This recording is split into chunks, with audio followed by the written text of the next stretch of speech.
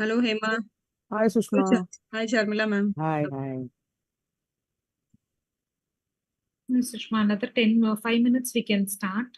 Sure. Thank you, ma'am, for joining. Yeah, Hi, thank you. Shrikant. Morning, madam. We have Kasturi ma'am to log in, na? Hello. Kasturi, do Sir.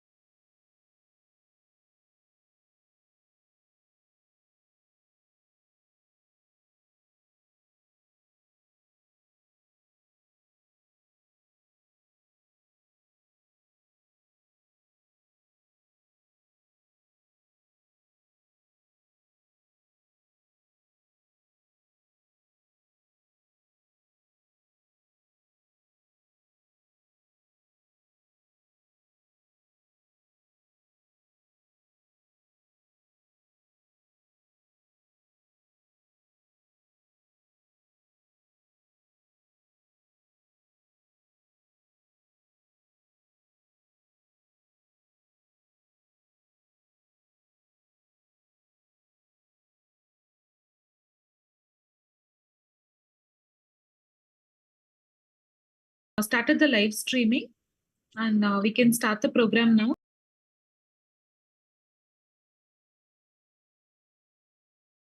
To everyone from the Society of Maternal Fetal Medicine Mysuru chapter, and I would now request our president, Dr. Sushma Dev, to welcome the audience.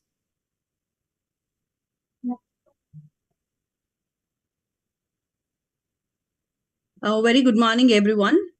On this shining Sunday morning, I welcome all the faculties and delegates for joining us on this virtual webinar series organized by the Society of Maternal Fetal Medicine India Mysuru chapter on cardiac obstetrics. We are proud to announce that this is our third webinar series on cardiac obstetrics, and today we are focusing in the cardiac crisis in obstetrics, that is the emergent conditions of cardiac diseases, which are often nightmare to most of the gynecologists, wherein we are feared of the significant maternal mortality, and many a times it is out of our hand when we receive these women in labor or in emergent situations. And we all know that for the best management of high-risk obstetrics, the cornerstone is multidisciplinary management with the ultimate goal of reducing the maternal mortality rate all across the globe. We are overwhelmed by the significant scientific support offered by our eminent specialties of cardiologists all across the country, and of course, our team of anesthesiologists, the professors and eminent people, and also the physicians who have been part of this webinar series. And the motto of our Society of SMFMI is that we are bringing in together the different teams, different specialties, so that we can club in our knowledge and we can execute the maternal obstetric management in the best possible way. And we will reduce the MMR in India to the most expected and to the least levels. Today, we are focusing on the emergent conditions, that is the PPCM, the MI, and arrhythmias, which are very important, often unspoken and often not discussed topic. And I'm sure our team of cardiologists and senior obstetricians will throw significant light and bring in a lot of knowledge in the management of these crisis situations. And today, we are very fortunate that we have our eminent faculties. I'm glad to, and it's an honor to welcome Dr. Charmila Ayovu, Madam, who is our Vice President, Foxy, South Zone. And Madam has been a driving force and a mentor and helping us and guiding us in especially the conference handling. And also Madam is our mentor in organizing the Foxy South Zone Conference, which is going to be held in Mysuru. And this is a proud moment for the Karnataka, and we are proud to have Madam with us. And it is my proud privilege to welcome our another eminent faculty, Dr. Kasturi Donimat Madam, who is the former president of KASOGA, the Karnataka Federation of Obs and Gynac. Madam is the former head of the Department of Hubli Medical College, and also the former the president of Hubli Dharwad Society. Madam has always been a point of pioneer, and also as a team of Karnataka, she's always there with us, and at any point of time, she's always there to advise us and give us maximum inputs with the best execution of any scientific events which we plan. And of course, we have our team of eminent cardiologists who have joined us across Mysuru, across Karnataka, and of course, South India as well. I'm very happy to welcome Dr. Sunil Kumar, Dr. Manjappa, Dr. Keshav Murthy, Dr. Annie Prinsley, and our own Dr. Pushpalata from the team of obstetricians, Dr. Yatish. And also, it's my privilege to welcome our other faculties, Dr. Ashish, Dr. Balraj, Dr. Sridevi Mechkud, Dr. Vijayalakshmi ma'am. She is the professor of anesthesiologist, MMCRI, Mysore, and she's a president of intensive care unit of Mysore chapter, and my good friend, Dr. Prasila Thomas from Hubli. Dear friends and delegates, this program, our webinar, will definitely throw a larger light and help us out in managing our pregnant women in a better care. I welcome each and every faculty and of course our delegates, and most importantly our postgraduates who are being enlightened in this Special Unit of Cardiac Care in Obstetrics. I take this opportunity to welcome each and everyone from our Society of Maternal Fetal Medicine, wherein we are doing significant efforts in managing and enlightening our knowledge on medical disorders in pregnancy. Thank you, everyone, and kindly enlighten us with this webinar series. Thank you. Over to Hemapriya. You're muted. Thank you, Sushma. Let us now start the program with the lamp lighting. Mahima.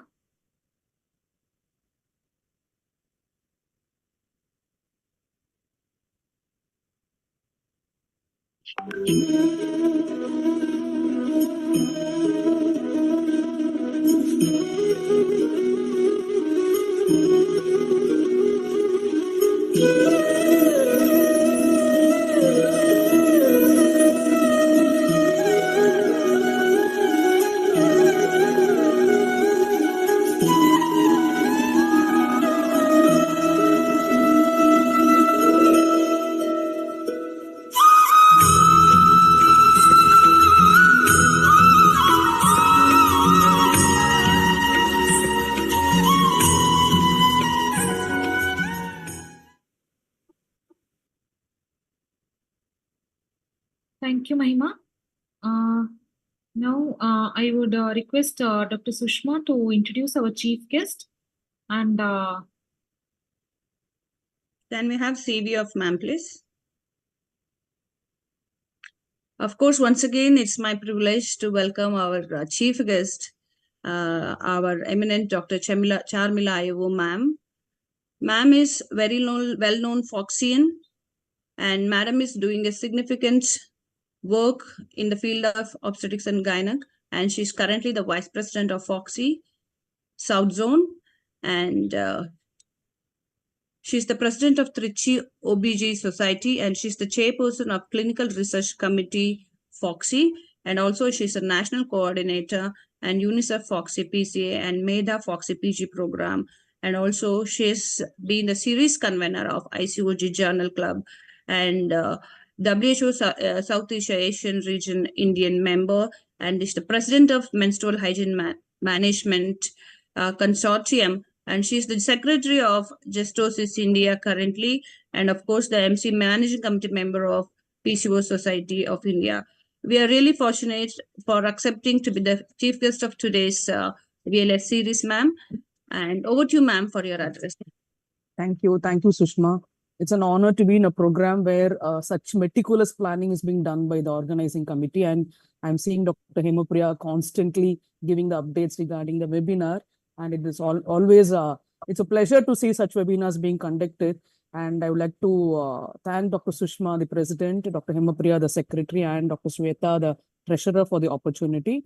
And Dr. Prakash Mehta sir is known for his academics, and doing a program under his guidance is something which many of us look forward to.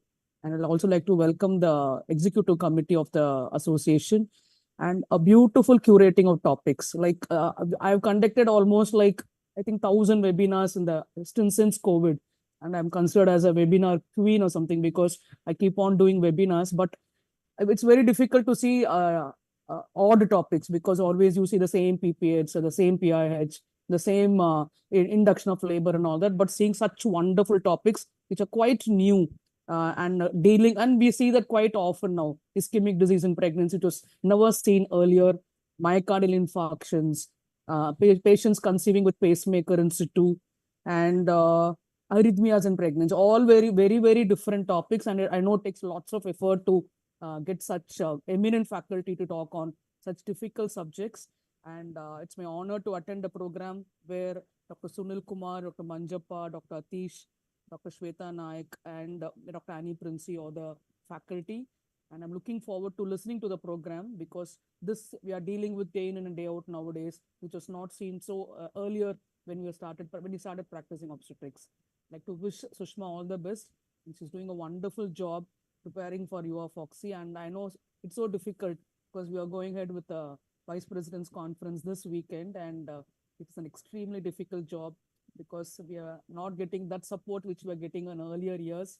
and it's actually an uphill task. And I'm seeing Sushma doing it with so much of enthusiasm and courage, I will say. I'd like to wish the entire team all the best for the conference as well as for this webinar.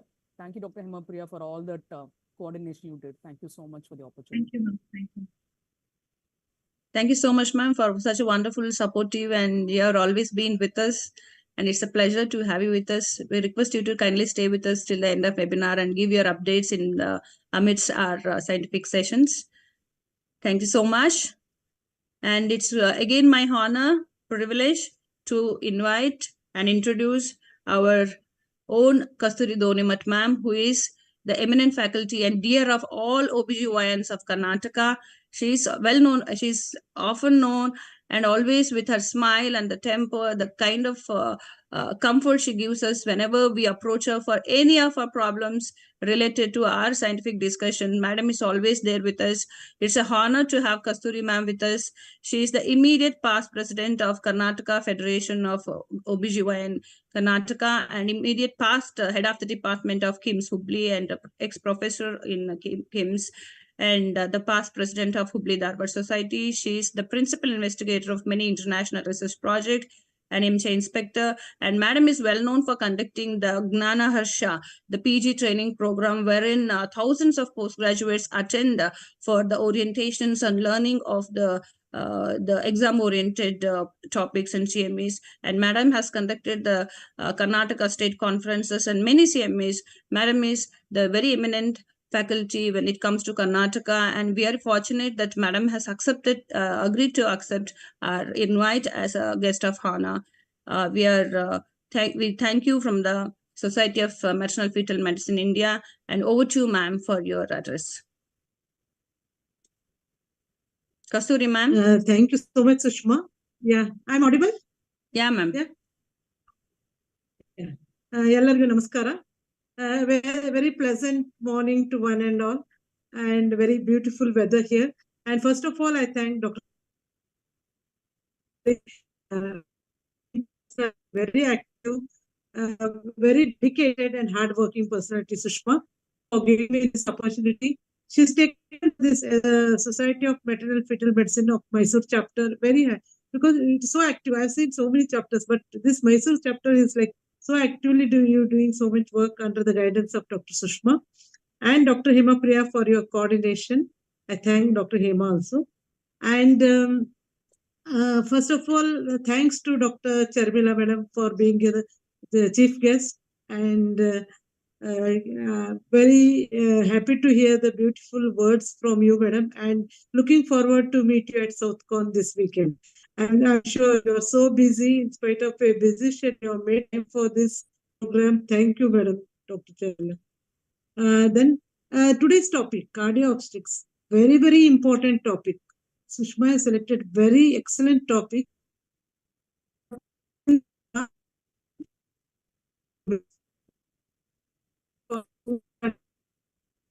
Like congenital heart disease, etc. They have also are on an increasing trend. Earlier, one case here, there everybody used to go and auscultate and try to listen. But so many cases of pre-existing, more than the pre-existing, the new cardiac problems during pregnancy are a real threat. She was normal, and during pregnancy, she developed so many cardiac problems. And especially what we have seen, a tremendous increase is PPCM cases. Peripartum cardiomyopathy, we have seen a lot. I don't know, we'll ask the opinion of all the eminent figures. Especially, we suddenly saw a rise immediately after COVID, Post-COVID, though, we had in ICU, in our OICU, 6-7 cases of PPCM. Earlier, if you get one case, all of us used to go there and try to see one case, how is it? But now so many cases, and that too, so much of that ejection fraction, 30%, and all. So I'm looking forward to listen to all the eminent faculty today, and it will be great learning from them.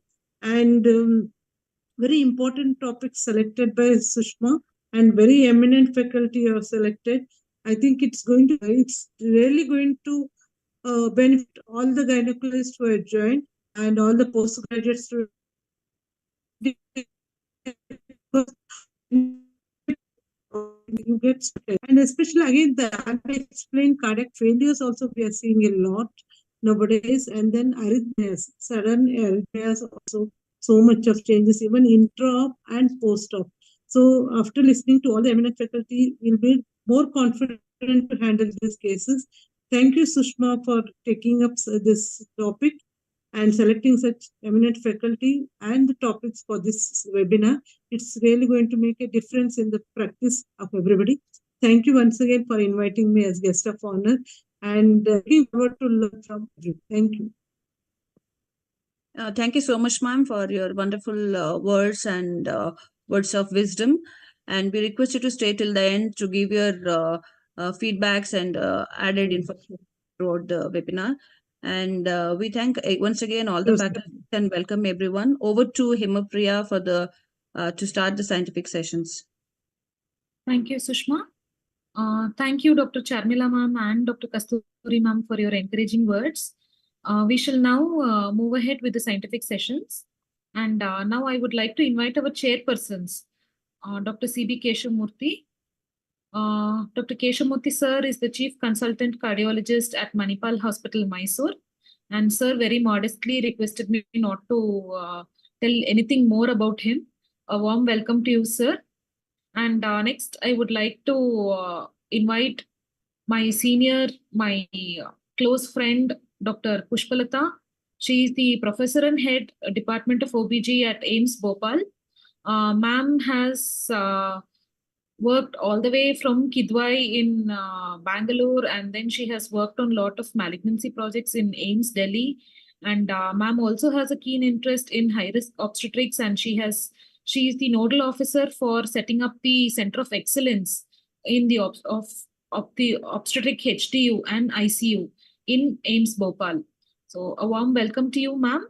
I would now like ask the chairpersons to take over the session and introduce the speakers.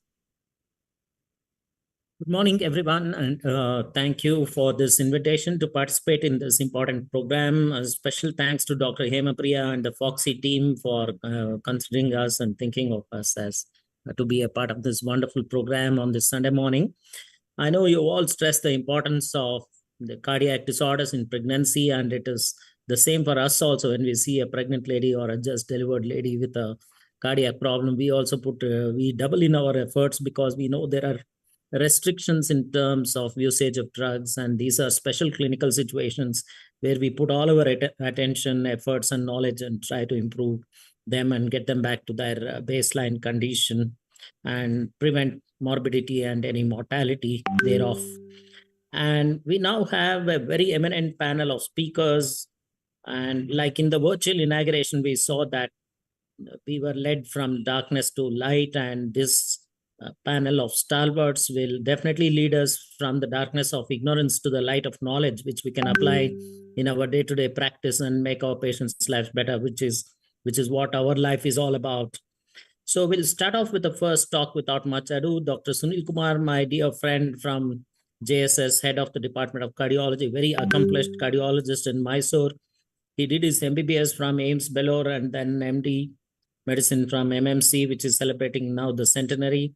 DM cardiology from Mumbai, from where I did my DM too. So we share some alma maters in the city of Mumbai.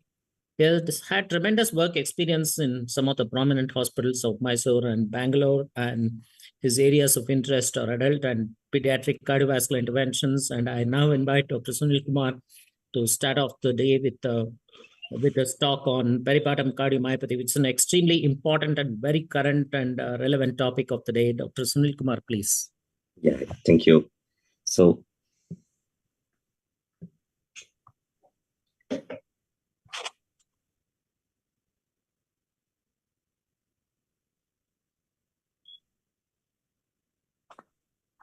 yeah, my screen is visible. Yes, Sunil, you are visible. Yeah. Just move one slide. Sometimes the slides after sharing, they don't move. Yeah, it's moving. You're fine to go. Fine then. So respected chief guest, respected guest of honor, respected chairpersons of today's program, Dr. C.B. Keshamurthy, Dr. Pushpalata, and my dear friends and colleagues. At the outset, I would like to thank the Society of Maternal and Fetal Medicine India, Mysuru chapter, and its organizing team for giving me an opportunity to be a part of today's scientific program, and especially this particular program focusing on cardio obstetrics, a virtual program, and looking into the cardiac crisis in pregnancy. I have been given 15 minutes of time to speak about peripartum cardiomyopathy. I'll just give you an overview of peripartum cardiomyopathy because it's a vast topic which is very difficult to be covered in 15 minutes. I think I'll do justice to this particular topic which has been allotted to me. And coming to the introduction of peripartum cardiomyopathy, the heart failure associated with pregnancy and the peripartum period is nothing new. It was recognized as early as in 1800s.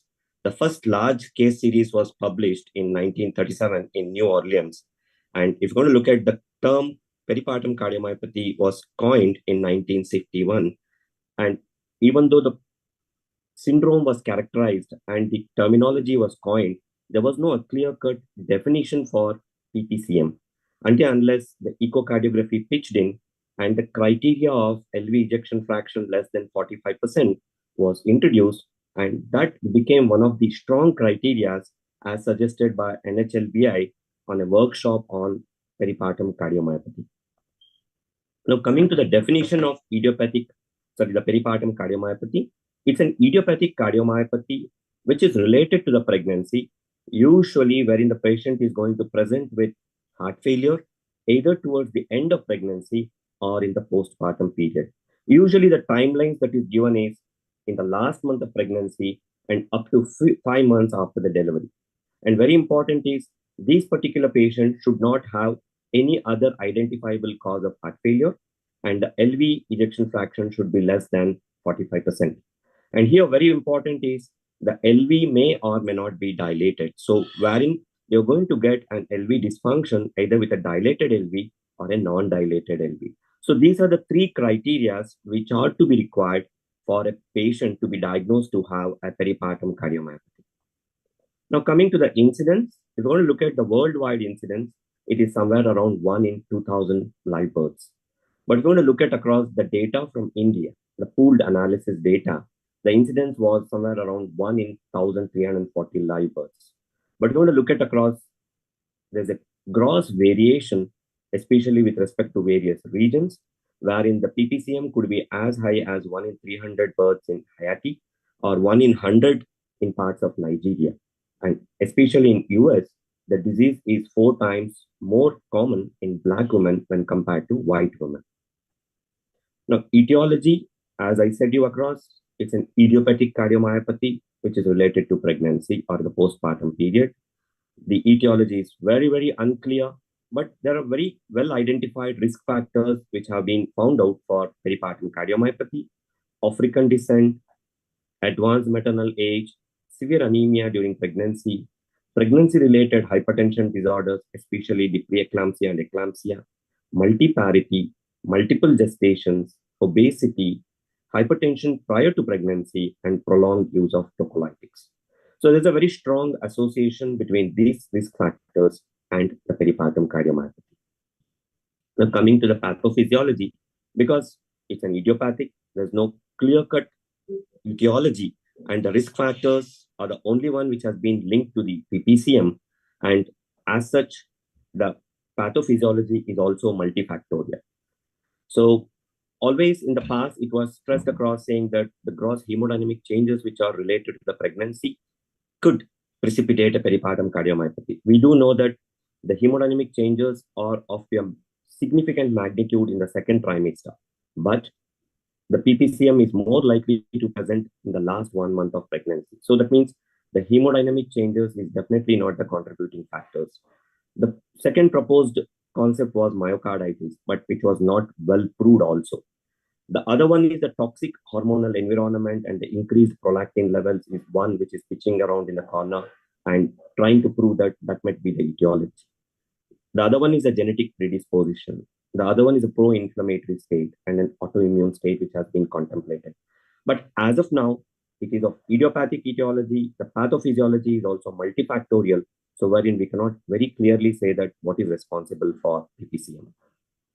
But coming to the history and physical examination, what is very important is most of the patients of PPCM going to present in the last month of pregnancy.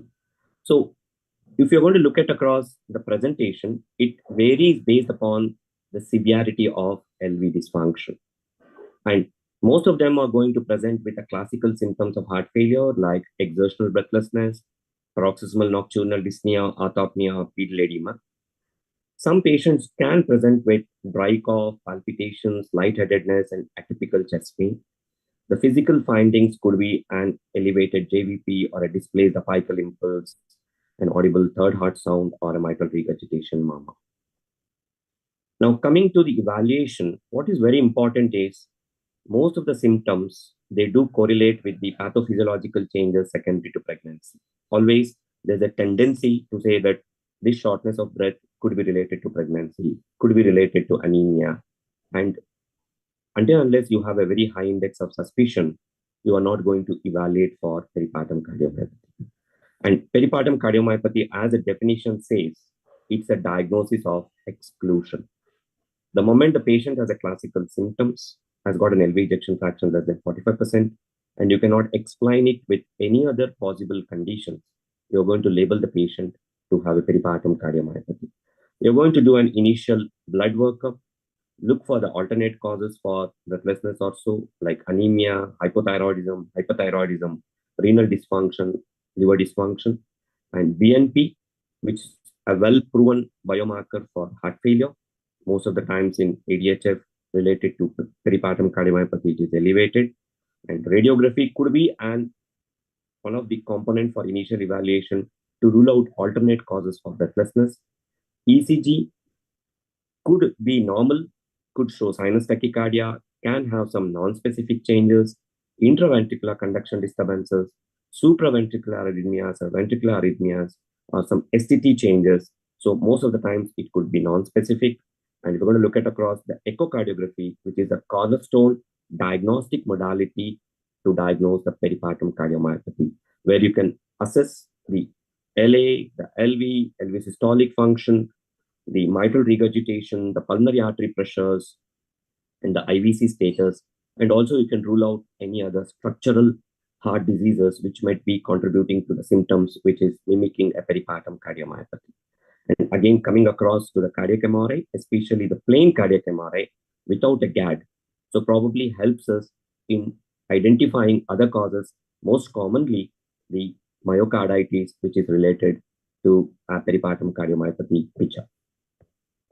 Now, once you have a high index of suspicion, patients do present to you with symptoms of heart failure, and you do a workup, then we come to the management. So you want to look at across the patient's presentation could be a variable presentation, which is totally dependent on the severity of the LV systolic dysfunction. Some patients can have a mild LV systolic dysfunction with a very mild symptoms. Some patients do present with a florid symptoms and a cardiogenic shock, what we call it to be as a fulminant peripartum cardiomyopathy. So if we're going to look at across the medical therapy of heart failure is well in lines with the guideline-directed medical therapy of heart failure. Here, you need to focus on very important component, that's the pregnancy, or the patient is in the postpartum period, that is in the breastfeeding period. So if we're going to look at across the management of the heart failure during pregnancy, the more emphasis is on beta blockers, especially the cardioselective beta blockers. The second one is the diuretics, very important, the loop diuretics or the cornerstone therapy to make the patient euvolemic.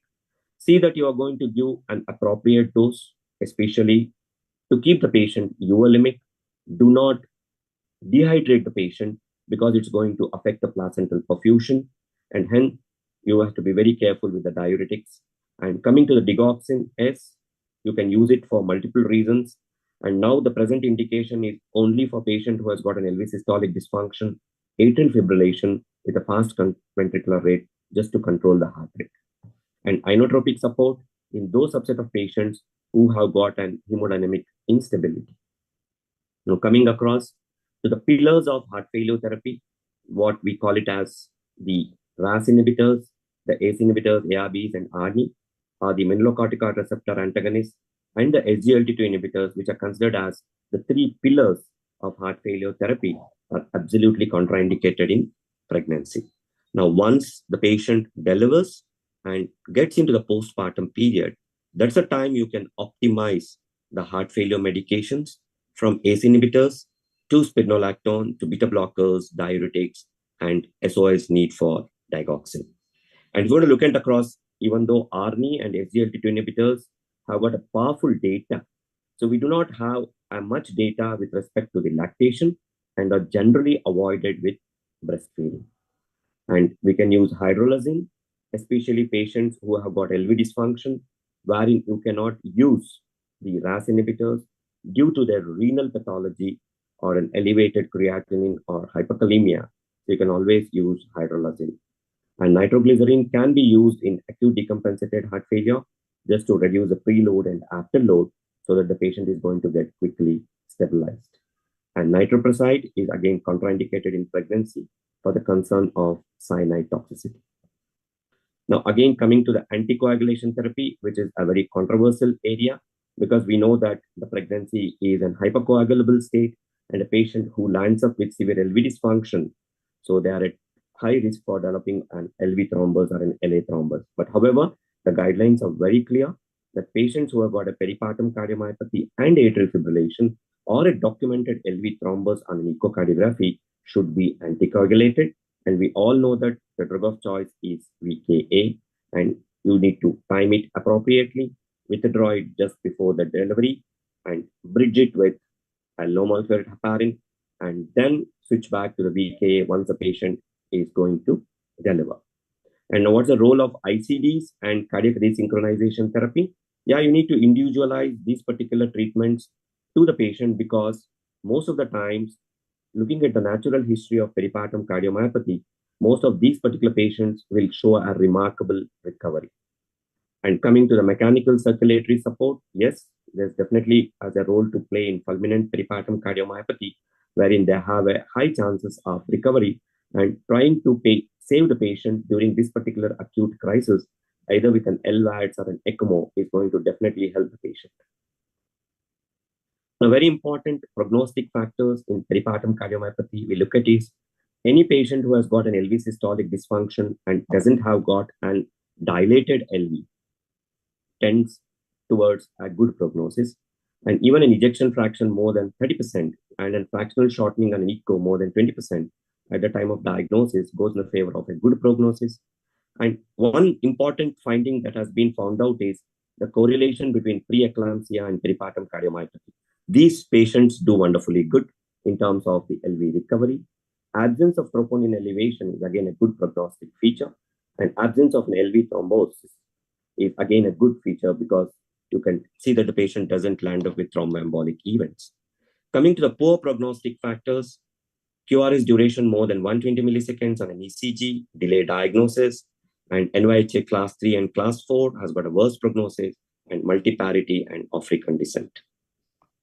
Now, complications, the maternal could be thromboembolism related to the LV clot, arrhythmias, progressive heart failure, and death. Coming to the fetal complications, which is related to the maternal issue of severe dysfunction and a compromised fetal flow, which results in fetal distress, most commonly resulting from hypoxia.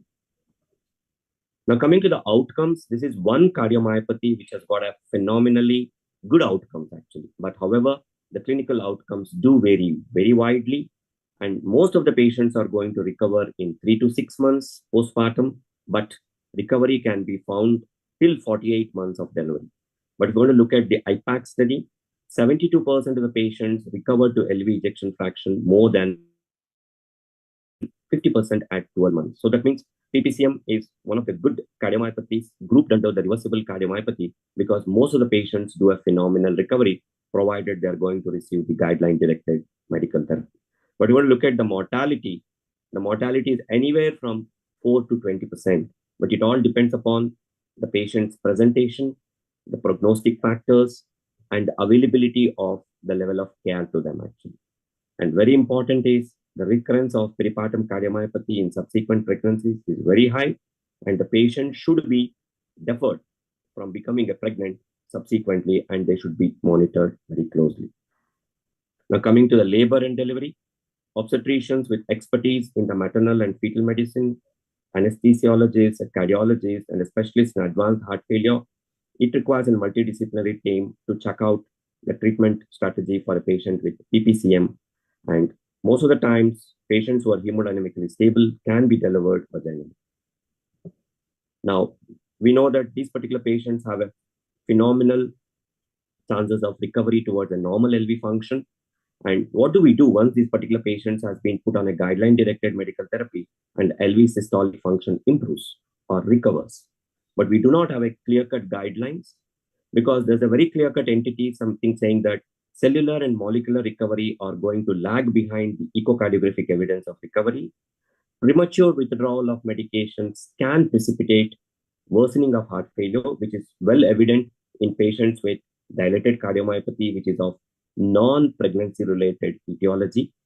And the reasonable approach is treat the patient for 1 full year, and the patient makes a remarkable recovery, ejection fraction is more than 50%, then start stepping down the therapy sequentially with a long-term clinical and echocardiographic monitoring. Now, to summarize, peripartum cardiomyopathy has become an important cause of maternal morbidity and mortality. The diagnosis of PPCM should be considered in any pregnant or a postpartum woman who has got symptoms concerning for heart failure. The pathogenesis of this disorder remains completely not understood. Management of peripartum cardiomyopathy largely mirrors the guideline-directed medical treatment for heart failure with reduced ejection fraction, but keep a focus on the pregnancy status and the postpartum period. The timing of delivery and the management requires an interprofessional approach and individualization of the patient. And very important is when you're going to look at the PPCM, there is no disease-specific therapy because we have got bromocriptine, which has been tried out and which is in the phase 3 trials, and the results are yet to be out. The short-term prognosis of patients with peripartum cardiomyopathy is usually favorable, but a subset of patients do not do well and they land up with chronic heart failure. And very little is known about the long-term outcomes of this particular disorder, and hence the particular patient who was diagnosed to have a PPCM should be under long-term surveillance. Thank you for your patient listening.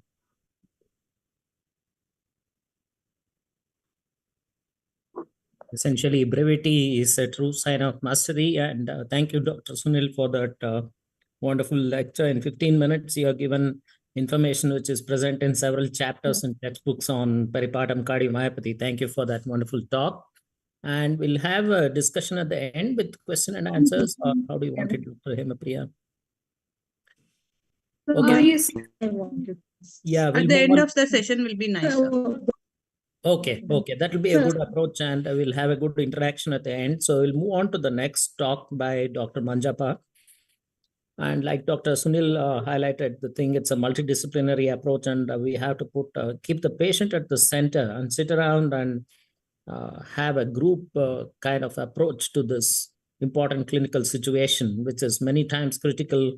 Many of the decision makings, especially in the Indian context, where patients are not very, very regular with their follow-up, it becomes an important clinical crisis or a clinical problem. So we have to put our heads together and bail out these patients out of their crisis, applying all the knowledge and information and things that are available to us. Right. I have a great pleasure in now introducing Dr. Manjappa Mahadevappa, who has been my colleague for a few years at Vikram Hospital, and then he moved on to JSS Hospital. He's another eminent cardiologist in Mysuru, very well respected for his work at JSS Hospital along with Dr. Sunil.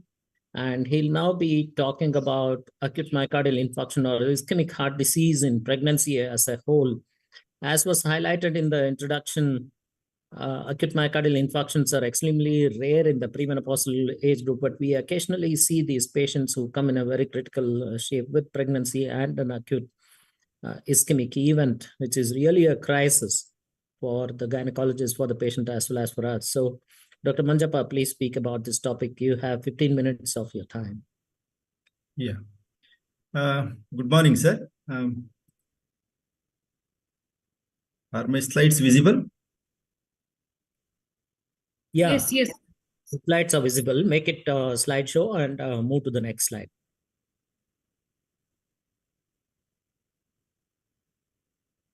Yeah. Good morning, all. At the outset, I would like to thank the organizers, especially Dr. Hemapriya and team, for having given me this opportunity for me to speak to you regarding this very not very commonly encountered but very serious illness called ischemic heart disease among pregnant women. So we all know that heart diseases in pregnancy are basically, they were marred by, the conventional congenital heart disease, rheumatic heart disease, and cardiomyopathy so far. And they are hardly far around 1% of the total, heart disease in pregnancy. So incidence is hardly 1%. But of late, from last 2 to 3 decades or so, because of various reasons, we have started encountering good number of ischemic heart disease patients. So practicing in India in 2024, anecdotally speaking, even myself, I have for more than 10 years of cardiology experience, I've hardly treated maybe around 4 to 5 patients with ischemic heart disease per se among pregnant women. But nevertheless, it is increasing globally, and the trend is also same in India. Now, the current incidence of IHD among pregnant women is anywhere between 0.6 to 10 per lakh population. Now, this is an interesting slide. Here, the presumed etiology of ischemic heart disease can be seen in first trimester, second trimester, third trimester, during labor and postpartum period. So these are various etiologies: atherosclerosis, thromboembolism, coronary dissection, coronary spasm, and other are unexplained etiology. What you start noticing here is that the more number of ischemic heart disease events start happening during the third trimester, or probably during delivery or peripartum period, or even during the postpartum period. So, although the atherosclerosis significantly contributes, one thing you should remember is that there is an entity called coronary artery dissection, that is spontaneous coronary artery dissection, otherwise called as SCAD, which is also contributing to nearly 2/3 patients of pregnant women who are having ischemic heart disease. So now, what are the predisposing factors? Why have we started getting more and more number of pregnant women becoming ischemic heart disease patients? Because you don't see these patients, don't expect them to be having ischemic heart disease, given that ischemic heart disease is a degenerative, aging process. So one of the most important causes globally, at least if not in India, is smoking. Of course, India is no different now. The current generation have started smoking, whether it is vape, from tobacco, whatever it is, increasing maternal age for various reasons, social, economical, financial, so many reasons are there. Increasing maternal age, familial dyslipidemia, preeclampsia, which is extremely important, although it has started coming down in India, still it's a major problem, preeclampsia, eclampsia, and worsening or pre-existing hypertension, and diabetes mellitus, thrombophilia, multiple transfusion during delivery or pregnancy for whatever the reason, during LSCS, postpartum infection, and other aortic dissection, prostaglandin use, etc., are also contributing or risk factors for heart diseases. So ischemic heart disease.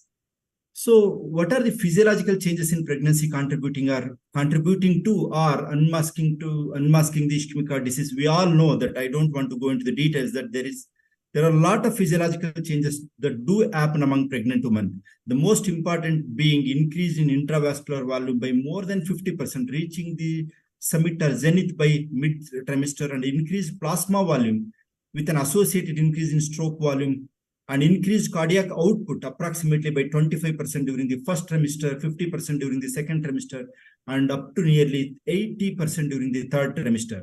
And at delivery, there may be a further, auto transfusion, as well as, postpartum bleeding or peripartum bleeding, which also, can give rise to the precipitation of underlying coronary artery disease. So coming to the epidemiology of ischemic heart disease among pregnant women, so pregnancy may increase the risk of MI by 3 to 4 times. Although this is a fact, this is not often seen in the routine clinical practice unless there are other compounding, risk factors which are, heralded by or, inherited by the patient, whether it is smoking or dyslipidemia or family history, etc., etc. So the incidence is anywhere between 3 to 10, as I said earlier. MI in pregnancy is associated with disproportionately high mortality, maternal mortality. This is, from various registries, it varies anywhere between 5 to 37%. That is too much. Almost, 41 in 3 women we are going to lose.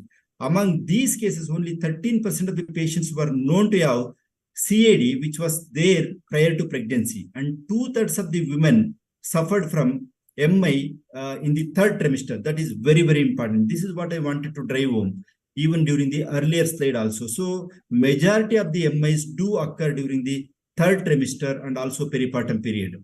So continuing with epidemiology, mortality of those women, for those women in third trimester was nearly 45% as compared to 23% in patients who had an infarct in the first or second trimester. So if that means if the patient were to have an MI during the third trimester, the prognosis is far worse when compared to those who had MI during the first or second trimester. The fetal loss rate is primarily related to the maternal outcome. However, overall fetal loss can be attributed to as much as around 40%. So now coming to the symptoms of ischemic heart disease in pregnancy.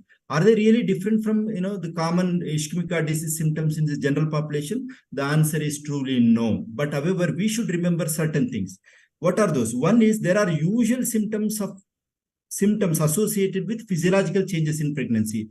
What are those? For example, the breathlessness and exertion, intermittent palpitations, mild fluid retention, mildly elevated JVP, third heart sound, which can be physiological, soft systolic murmur, which is grade 1-2 murmur, and resting tachycardia. So these are all some of the things which are commonly encountered by our obstetricians or treating doctors among all pregnant women. However, if these things, if they become extreme, for example, extreme breathlessness, chest pain, orthopnea, paroxysmal nocturnal dyspnea, nocturnal cough, tachycardia, persistent tachycardia of more than 100, although tachycardia itself is a feature of pregnancy, and fourth heart sound, or systolic murmur of more than grade 3-4, and pulmonary edema and pleural effusion, all these things can be an harbinger of underlying ischemic heart disease.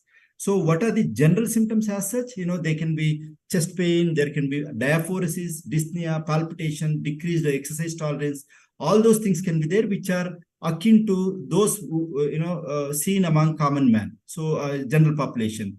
So now coming to the symptom severity and prognosis of heart disease in pregnancy. So this is applicable to all structural heart disease. Given that ischemic heart disease is also a structural heart disease, those who are having New York Heart Association functional classification 1 and 2, they will have a decent outcome, fair prognosis or good prognosis, compared to those who have a functional class of more than 3 and 4. Here, I just would like to point out certain things to you.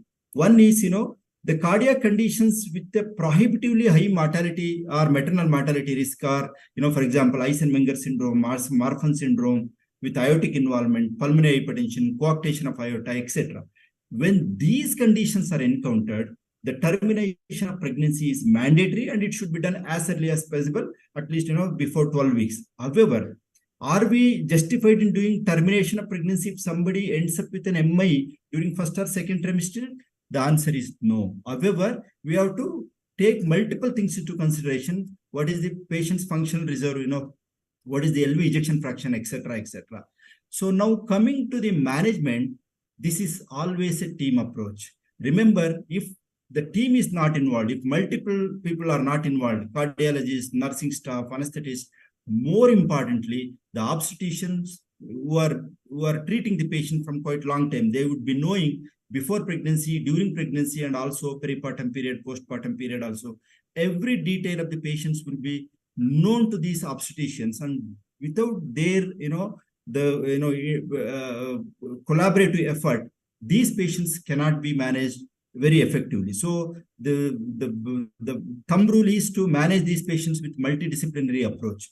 Now, what are the diagnostic dilemmas? There are some diagnostic dilemmas that I mentioned in the earlier slides also. Because high index of suspicion is very much required here, because the majority of the signs and symptoms are maybe commonly seen among those patients or those pregnant women who are otherwise not having ischemic heart disease also. Only when these symptoms are very significant, or when these symptoms are worsening, probably we have to pay little more attention. However, in a given patient, every patient we have to individualize, because these symptoms have to be carefully monitored. And if you feel anything unusual, these patients have to be evaluated for ischemic heart disease also. The physiological changes that are normal in pregnancy may aggravate pre-existing disease, or they may also unmask the underlying unrecognized coronary artery disease. And now coming to the management of ischemic heart disease, it always requires multidisciplinary approach. This is mandatory. Unless we do consider this multidisciplinary approach, the outcomes may not be great. So myocardial infarction etiologies among pregnant women. So this I have already mentioned. Atherosclerotic heart disease is the most common one, followed by embolic complications and SCAD, coronary artery dissection, spontaneous coronary artery dissection, and coronary artery spasm. This is another entity. And ergot-induced, ergotamine and other substances should be avoided in these patients. And collagen vascular disease and congenital malformation and other rare causes like pheochromocytoma, sickle cell anemia, and Kawasaki disease may also contribute. So now coming to the diagnosis, symptoms and signs are no different from general population. However, we have to differentiate these from the physiological symptoms of pregnancy. The occurrence of sweating, faintness, chest pain, fatigue, these are all very, very, dangerous symptoms. They have to be evaluated properly unless there is another alternating explanation to explain them. Physiological EKG changes, the EKG changes can be, depending on whether the patient is having NSTEMI, unstable angina, STEMI. So they can be from the EKG can be completely normal to, complete ST elevation to non-specific STT changes. That all depends on the patient's presentation. So the EKG changes should not be completely dogmatically dependent on, because there may not be EKG changes, but still the patient may be having an underlying ischemic heart disease or acute coronary syndrome. So now what are the other investigations? Cardiac biomarkers are very important, although there is some evidence that the pregnancy can itself induce little elevation in troponin T and CKMB, but significant elevation in troponin I is still very, very important cardiac biomarker to prove the diagnosis of ischemic heart disease. And CKMB may be elevated, but however it lacks specificity. Elevated LDH is not very much reliable. But there is one entity which they have been exploring of late is pregnancy associated plasma protein. So this is one of the circulating proteins in the maternal plasma and is present in unstable plaques. What are unstable plaques? In coronary artery disease, in the coronary arteries, there can be plaques. These plaques can be stable plaques or unstable plaques. Unstable plaques are the ones which will rupture and probably give rise to an acute coronary syndrome than the stable plaques. So if you evaluate this pregnancy-associated plasma protein A, that is PAP-A, you may be able to delineate the unstable plaques in a given woman, pregnant woman. ECG features may vary from normal to frank ST elevation to non-specific STT changes, as I mentioned earlier. What are the other investigations? Coming to imaging, you have wonderful echo, bedside tool in which hardly can be done in 300 to 500 rupees cost. It is two-dimensional echocardiography, which will tell you about regional wall motion abnormality and various other mechanical complications. It could be, papillary muscle dysfunction, MR, new onset, pericardial effusion, whatever it is. There are a lot of things that can be picked up by echocardiography. Radionucleotide imaging, although people in research articles do mentioning about this one, this is not very commonly employed, even in general population also, unless we are trying to delineate the underlying, stress evaluation. So the cardiac catheterization should be considered. However, a decade back or 2 decades back, this was one thing which was actually prohibitive. Like people were discouraging from considering cardiac catheterization. Now, if the patient were to be suffering from STEMI, that means that coronary artery is completely occluded. Probably these are the category of patients. They should be promptly subjected to coronary angiogram. And if there is need, these patients should be intervened. Cardiac MRI can be rarely of use. And now coming to the management of pregnancy with ischemic heart disease. So when it comes to managing the labor in patients with impaired coronary circulation or ischemic heart disease, multidisciplinary team with cardiologist, obstetrician, anesthesiologist, all interventional, perinatologist and cardiac surgeon, all are required. And now the delivery, normal vaginal delivery is the one which is commonly indicated unless the patient is having, advanced heart failure or there is some structural problem which is inhibiting or prohibiting from subjecting the patient for normal vaginal delivery. Then in those patients, maybe you can, cut short the second phase of delivery using forceps or other, this one, or the patient can be subjected for cesarean section. Consider epidural or instrumental cutting short of the second stage of labor, or consider epidural anesthesia, especially if you require to give anesthesia in these patients. Continuous maternal cardiac monitoring extremely important. Continuous electronic fetal monitoring is also very, very important. And caution with fluid management is very much necessary. And avoid administration of ergometrin, which is in fact contraindicated in these patients who are having ischemic heart disease. If surgery or other interventions are needed, consider emergency cesarean section. And post-delivery maternal cardiac monitoring for at least 48 hours in the intensive care unit is mandatory. So now, what are the other management aspects that we should keep in mind? Delivery should be delayed, especially if the patient has sustained an acute MI. So in late pregnancy, delivery should be delayed ideally for at least 2 weeks. After the onset of infant, and prolonging the interval is shown to reduce the mortality rate from nearly 50% to 35% or even less. The ideal delivery position in these patients is the lateral recumbent position, which will avoid vena cava decompression and associated cardiac complications. And prolonged ICU care for frequent assessment of signs and symptoms of heart failure and ventricular arrhythmias is very much necessary. And intravenous lidocaine is the drug of choice for managing, various MI-associated arrhythmias. The use of, Lasix and furosemide, and pregnancy may be, is an hypercoagulable state, so you can use heparin, which is not contraindicated. And nitroglycerin and other, the routine medications which are being used in ischemic heart disease may not be, you cannot say they are contraindicated. They are not generally recommended. However, for example, statin is generally not recommended. However, in a patient who has sustained an MI, so these medications can be used with caution, including your, thienopyridine derivatives, that is the dual antiplatelet therapy. Aspirin is not contraindicated. Statin, you may have to avoid during pregnancy because of teratogenicity and other things.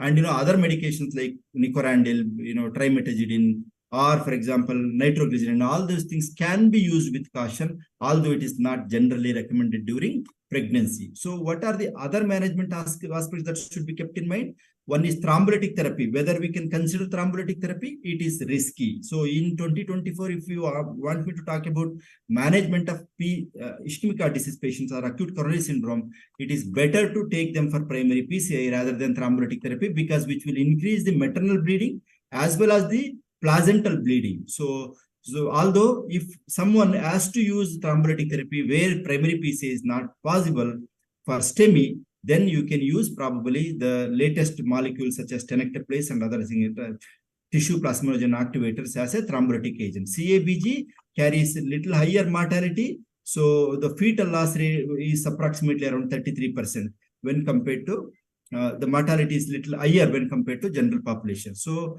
what are the modes of delivery? So timing of delivery is very, very important. The maternal mortality is inversely related to the interval between the infarction and the delivery. So longer the delivery, better the prognosis. Longer the duration or the interval, the better the prognosis. Within approximately 5 to 7 days after MI, acute myocardial infarction, a degree of stability will return to the mother, both in terms of, the structural complications as well as maternal ventricular function, and the risk is little lower. However, if you increase the duration to more than 2 weeks, then probably it is better. Analgesia in labor, it is always better to consider epidural anesthesia as the method of choice in these patients. So vaginal delivery should be the method of choice. However, only in certain patients who are having acute decompensated heart failure, another mechanical complication, patient is having pulmonary edema. So maybe those are the patients in whom you should consider, the augmented, instrument augmented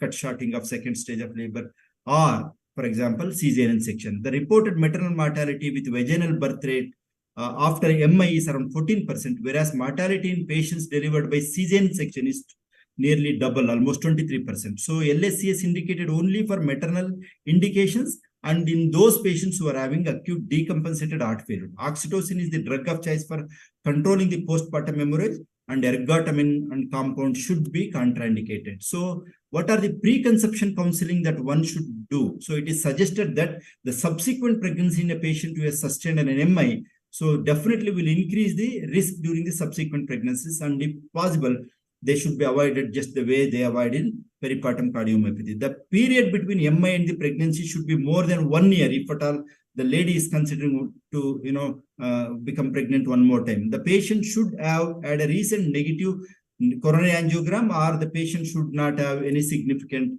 reduced LV function before she conceives next time. So now coming to the summary of my talk. So ischemic heart disease, although very rare, but it's a very, very serious complication, especially during pregnancy. It involves many modifiable risk factors, and these risk factors we have to attend as treating clinicians. We have to, discourage the patient from, smoking. We have to make sure the patient is not having, if the patient is having familial hypercholesterolemia, etc., their cholesterol is modified, prior to becoming pregnant. And if she is having any eclampsia or hypertension, etc., they should be treated well. Poses challenges in both diagnosis service as well as management, and multidisciplinary approach is the team approach is the key, and it carries disproportionately high maternal mortality and fetal loss unless these patients are managed really well. And management does not differ too much from regular ischemic heart disease cases, and timing to delivery and next pregnancy is extremely important to avoid further complications. I think if there are any questions, I will be answering at the end. Thank you very much for your patient listening. Thank you. Thank you, Dr. Manjappa, for that brilliant talk. It's a very important diagnostic and as well as therapeutic dilemmas. There are plenty of dilemmas because the clinical situations are so variable, from ischemic heart disease, premature atherosclerosis, to embolic phenomenon, to spontaneous coronary artery dissections. A wide variety of diseases can cause acute myocardial infarctions. Right from the time of diagnosis, because we never think of a myocardial ischemia or infarction in a pregnant lady because we mentally exclude these young women from our spectrum of ischemic heart disease patients. So these are the various challenges that we see in day-to-day life, and a combined approach, like you rightly pointed out, is extremely important. And communication between the various components of the team. Sometimes there is a combined team which is treating that, but the team is not effectively communicating with each other, in which situation we see that several treatment gaps do occur in these patients. So we'll discuss and raise some important points. I hope there would be some questions about the diagnostic challenges and the therapeutic challenges in pregnant women with ischemic heart disease. But now we'll move on to the next speaker, Dr. Yatish, who is again my very good friend, and he's chief of cardiology at Adi Chanchandgiri Super Speciality Hospital. He did his MBBS from MMC and MD from King George Medical College, Lucknow, and DM Cardiology from Kanpur. They're very eminent cardiologists doing several complex procedures independently at AIIMS, and he has been responsible for setting up of the department there. And I think that would be a good introduction of Dr. Yatish. And he'll be speaking of another important crisis in pregnancy. If the patient has arrhythmias, what do you do for a pregnant lady with arrhythmias? In a general situation, we have several answers in form of drugs or ablation or various modalities of treatment. But in a pregnant lady, these options become limited and treatment becomes quite challenging. And whether to treat these arrhythmias or not, or whether to manage very conservatively, becomes an important clinical question, especially when the arrhythmias are malignant. I now request Dr. Yatish to start his talk on arrhythmias in pregnancy. Dr. Yatish. Thank you, sir. Thank you for the nice introduction, sir. And it's an honor to speak with the eminent obstetricians and cardiologists in and around the Mysuru. And directly starting the topic, arrhythmias in pregnancy. Is my slide visible, sir? No, Dr. Yatish, I think you will not yet. You have to share your screen. Yeah, it has started. Yeah. Make it slideshow and proceed. Yes, arrhythmias in pregnancy. Actually, arrhythmias in pregnancy is the vast topic. It has to be covered in the multiple topics, SPTs, VTs, and all. I will try to taper it to the today's sessions involving pregnancy.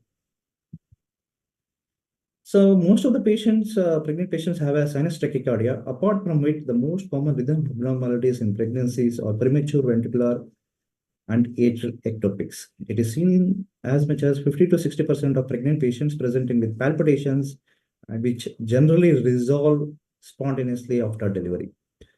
And arrhythmias in pregnancy are more prevalent in structural heart disease, and one has to consider for further evaluation for those patients suffering from structural heart disease. In addition to the advanced maternal age and socioeconomic status, underlying cardiovascular disease and congenital heart disease and cardiovascular morbidities, hypertension, diabetes, obesity contribute to the increased arrhythmia risk. Arrhythmias are the most common pregnancy complications in women with cardiovascular disease and present earlier in pregnancy, stressing the need for vigilance in this group. Pregnancy itself is a pro-arrhythmic state because there is increased plasma catecholamine concentrations, chronotropic effects of relaxin, mechanical effects of atrial stretch, increased ventricular end diastolic volume caused by intravascular volume expansion, and hormonal and emotional changes all contribute to the development of pro-arrhythmia state. As such, heart rate progressively increases during pregnancy, resulting in 10 to 25% increase from pre-pregnancy values. Cardiac output rises in first and second trimester, increasing by 45%. Estrogen and relaxin stimulate nitric oxide production, which increases peripheral arterial compliance and decreases vascular resistance.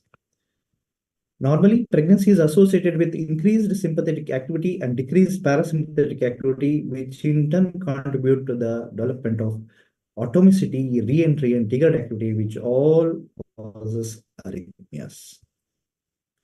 Most of the patients reaching the cardiologist, most of the frequent symptom is palpitations. Palpitations in pregnancy, one has to properly evaluate it.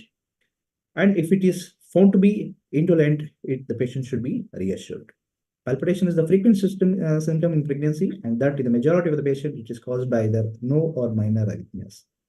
Patient with extrasystoles or sinus tachycardia on ECG documentation during ongoing symptoms generally do not require further evaluation. In a study, it has shown that sinus tachycardia is found in 9%, sinus bradycardia in 1%, atrial extrasystoles in 56%, and ventricular systoles in 49% of patients presenting with palpitations in pregnancy.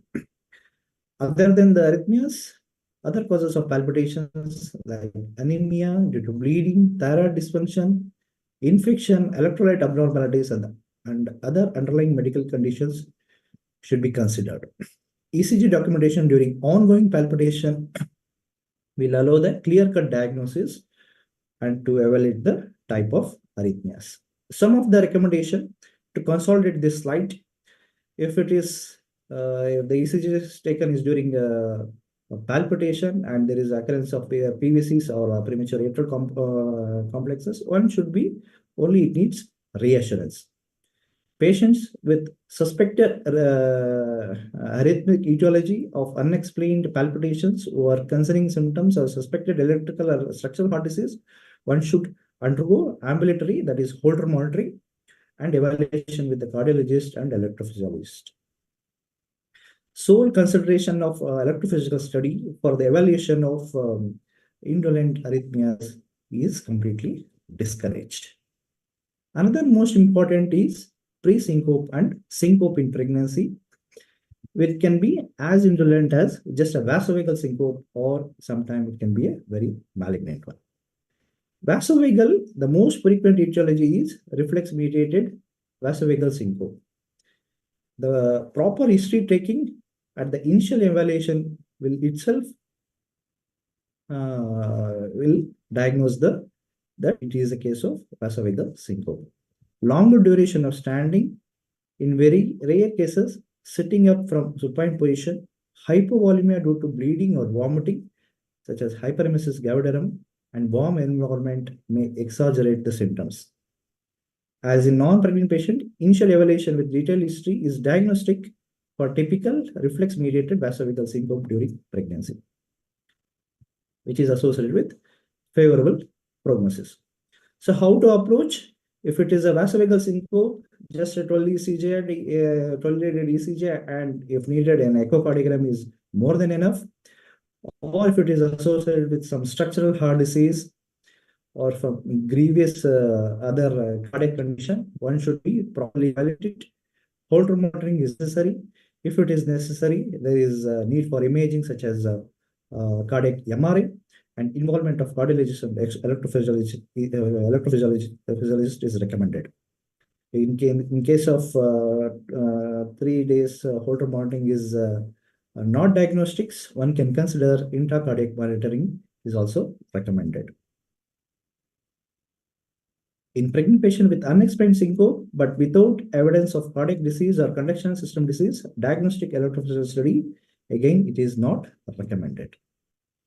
Apart from the premature atrial complexes and premature ventricular complexes and sinus tachycardia, other supraventricular tachycardias like AVNRT and AVRT, atrial ventricular nodal re-entry tachycardia and atrioventricular re-entry tachycardia are the most common cardiac arrhythmias to present during pregnancy. Most commonly present with palpitations, sometimes can present with pre-syncope, syncope, dyspnea, or chest pain. SVT especially occurs during second and third trimester.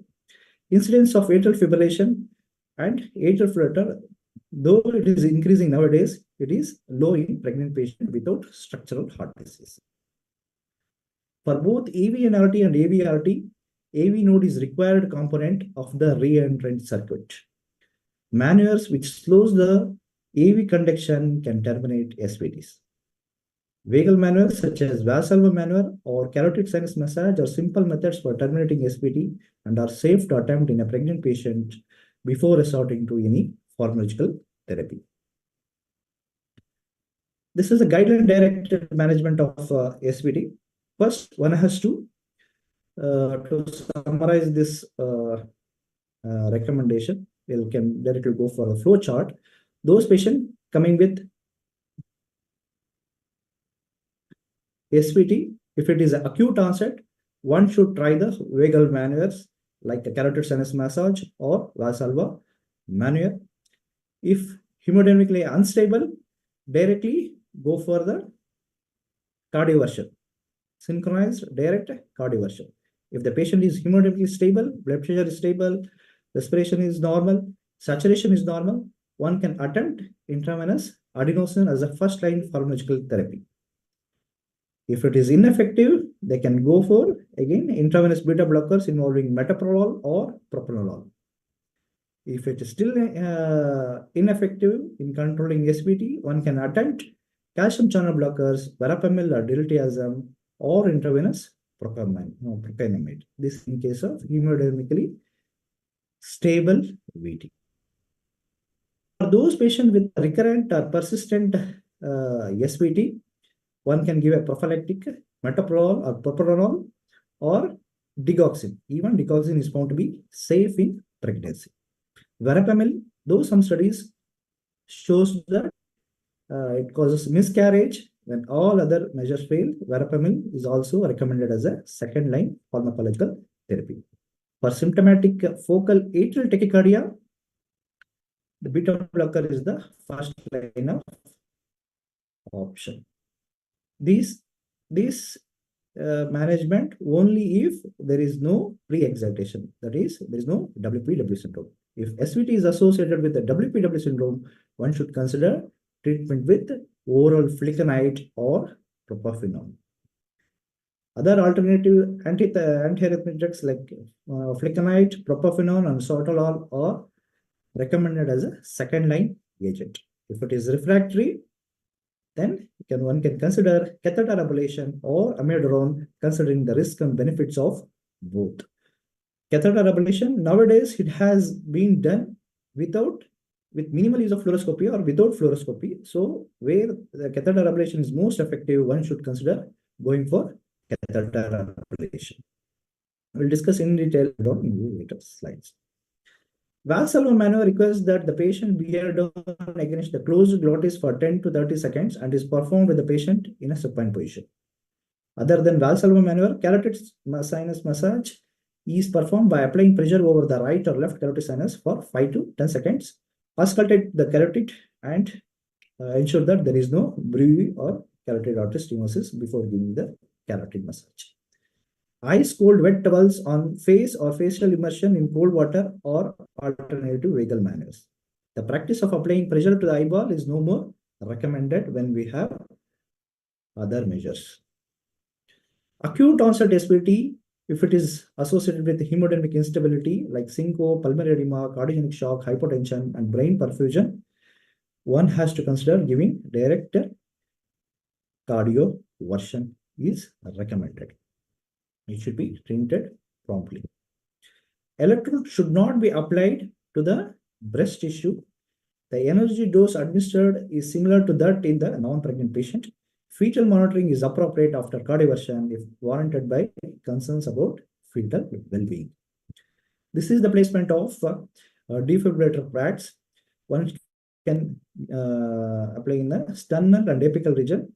Please avoid the breast tissue because breast tissue may get damaged and it will give inadequate doses of current. Or one can give front and back, anterior and posterior, and the pads can be placed there. Atenolol, age-old beta blocker, is best avoided because all the studies have showed that it is associated with lower birth weight when compared to other agents. Sole premature atrial complexes do not require any treatment. Avoid caffeine, alcohol, stimulants, and other beta agonists. Digoxin, metoprolol, propranolol, and verapamil are not found to be teratogenic. We have a vast data involving all these drugs. These are not found to be teratogenic. When necessary, lowest possible dose of beta blockers should be used because sometimes they are associated with low birth weight, bradycardia, and neonatal hypoglycemia. Digoxin, metoprolol, and propranolol have a robust safety profile during pregnancy and favored as an initial option. Management of atrial fibrillation and atrial flutter in pregnancy. To summarize this recommendation,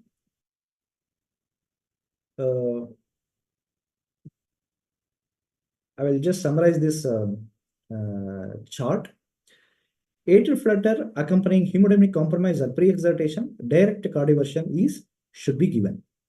For those patients present with AF, first try with the intravenous beta blockers. Not controlling, give digoxin. Not controlling, give calcium channel blockers as a second line agents. Anticoagulation is recommended as in case of non-pregnant patients. If all these beta blockers and calcium channel blockers are contraindicated, one can try with ebutalide or flecainide in the absence of structural heart disease, and sotalol in the absence of severe LV dysfunction. If atrial flutter is amenable to the ablation, one should consider catheter ablation as a first line of treatment. Ebutalide can safely administered for the acute cardioversion from AF or AT during pregnancy without reported adverse fetal outcomes. Intravenous magnesium is often administered prior to the ebutalide to mitigate the risk of torsades pointis. Oral flecainide bolus has been shown to be effective for acute management of atrial fibrillation. Digoxin appears to be well tolerated and safe for fetus, but less effective for maternal heart rate in the setting of high adrenergic state. With respect to the calcium channel blockers, verapamil is associated with fetal demise, hence it is to be given as a last option. Again, the flecainide or sotalol has been studied especially for giving fetal SVT treatment. It has been extensively studied and found to be safe. In the absence of concomitant fetal hydrops, sotalol appears to be well tolerated when initiated between the second and third trimester. Again, for atrial flutter, catheter ablation should be considered. Another most important is anticoagulation in pregnancy, whether for atrial fibrillation or any other recommendation for anticoagulation. This is one of the most important consideration where one should involve cardio-obstetric team. The meta-analysis data in a pregnant population with the mechanical heart valves show that low-dose warfarin, less than 5 milligram, used throughout pregnancy has significantly lower risk for fetal embryopathy than higher dose warfarin. So this is one of the most important table. For those patients who want to achieve the required INR, if the warfarin needed is less than 5 milligram, one can continue with the warfarin. Sometimes one can start with the low molecular heparin in first trimester, second and third trimester, continue with the warfarin. From 36 weeks to 36 hours of delivery, low molecular weight heparin is given. From 36 hours after delivery to the pre-delivery, one can give unfractionated heparin, which has a half-life of 4 hours. Should be stopped 6 hours before delivery. For those patients requiring more than 5 milligram of warfarin, one can consider giving low molecular weight heparin throughout pregnancy and overlapping with unfractionated heparin till 6 hours before delivery. And as of now, the direct oral anticoagulants like the apixaban, rivaroxaban, and dabigatran, we don't have much of study, especially in pregnant patients. Rivaroxaban use has found to be associated with miscarriage and 4% anomalies. Hence, all direct oral anticoagulants should be avoided during pregnancy. Management of ventricular arrhythmias in pregnancy. To summarize, ventricular tachycardia and this chart, any patient presents with ventricular tachycardia, if it is acute VT, hemodynamically compromised, directly go for a direct cardioversion. If hemodynamically stable, one can give intravenous procainamide. If VT is sustained or refractory to the antiarrhythmic medication, start giving synchronized cardioversion. If idiopathic ventricular tachycardia or RVOT VT is there, one can give injection adenosine, or if it is a fascicular VT, one can give injection verapamil. Ongoing management of recurrent or chronic VT, one can consider pharmacological therapy with a beta blocker or in combination with other antiarrhythmic drugs like flecainide or sotalol or mexiletine. Or if it is very much amenable to the catheter ablation, one can go for catheter ablation. Or if all these are contraindicated or ineffective, one can consider amiodarone. For those patients who are risk of sudden cardiac death, one should consider ICD. If the substrate for and requirement for ICD before pregnancy itself, before conception itself is present, then one should undergo implantable cardiac defibrillator implantation prior to planning pregnancy. During pregnancy, if there is indication, it can be taken in the second and third trimester. Or if it is near to delivery, one should go for a delivery. In case of reversible peripartum cardiomyopathy, one can consider wearable defibrillator if the risk of VT is there.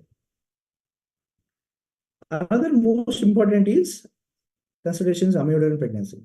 In non-pregnant patients and adult patients, for any VT or atrial fibrillation, we left and right use amiodarone. But during pregnancy, it is to be used as a last option where all others measure fails. The most common complication of use of amiodarone in pregnancy is fetal hypothyroidism, which is typically transient and effectively treated with short-term therapy. Monitor for fetal hypothyroidism. Amiodarone has a potential for direct neurotoxicity, which may lead to neurodevelopmental abnormalities. Nevertheless, the potential risk has to be balanced against the detrimental effects of intractable ventricular arrhythmias, which is very detrimental to both mother and fetus. The dose and duration of amiodarone should be minimized as less as possible. Another important is peripartum cardiomyopathy. More than 70% recover, so hence ICD is not indicated. But those patients with severe LV dysfunction, with elevated end-diastolic volume more than 6 centimeter, usually won't recover by 1 year. Hence, consideration if they are associated with arrhythmias, one should consider ICD implantation. Those patients, the pregnant patient, if present with bradycardia heart block, one should consider temporary ventricular pacing as an emergency management. Advanced heart block or conduction system disease, one should further evaluate with the echocardiogram or cardiac MRI. Those patients with third degree heart block, second degree Mobitz type 2 heart block, severe sinus node dysfunction, those present with syncope and pre-syncope should promptly be treated with permanent pacemaker implantation as early as possible. Congenital complete heart block, those with almost normal ventricular rhythm, one should defer placement of permanent pacemaker until after delivery. Prophylactic temporary pacemaker is not recommended for asymptomatic congenital heart block patient with acceptable ventricular rate, narrow QRS complex, and normal ventricular function. This is what it is summarized. Only thing is, for sinus node bradycardia and type 1 and Mobitz type 1 AV block, only reassurance is needed. Hemodynamically stable asymptomatic congenital heart block, defer pacemaker implantation until after delivery.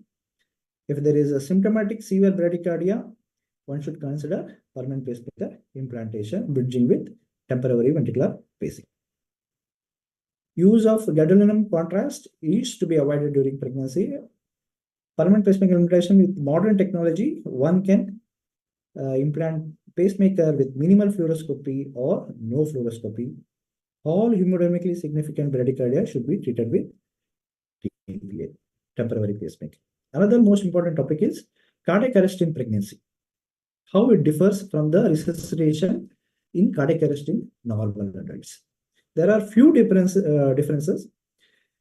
In addition to the standard causes of cardiac arrest, amniotic fluid embolism, pulmonary embolism, peripartum cardiomyopathy, and acute coronary aortic dissection, one should consider.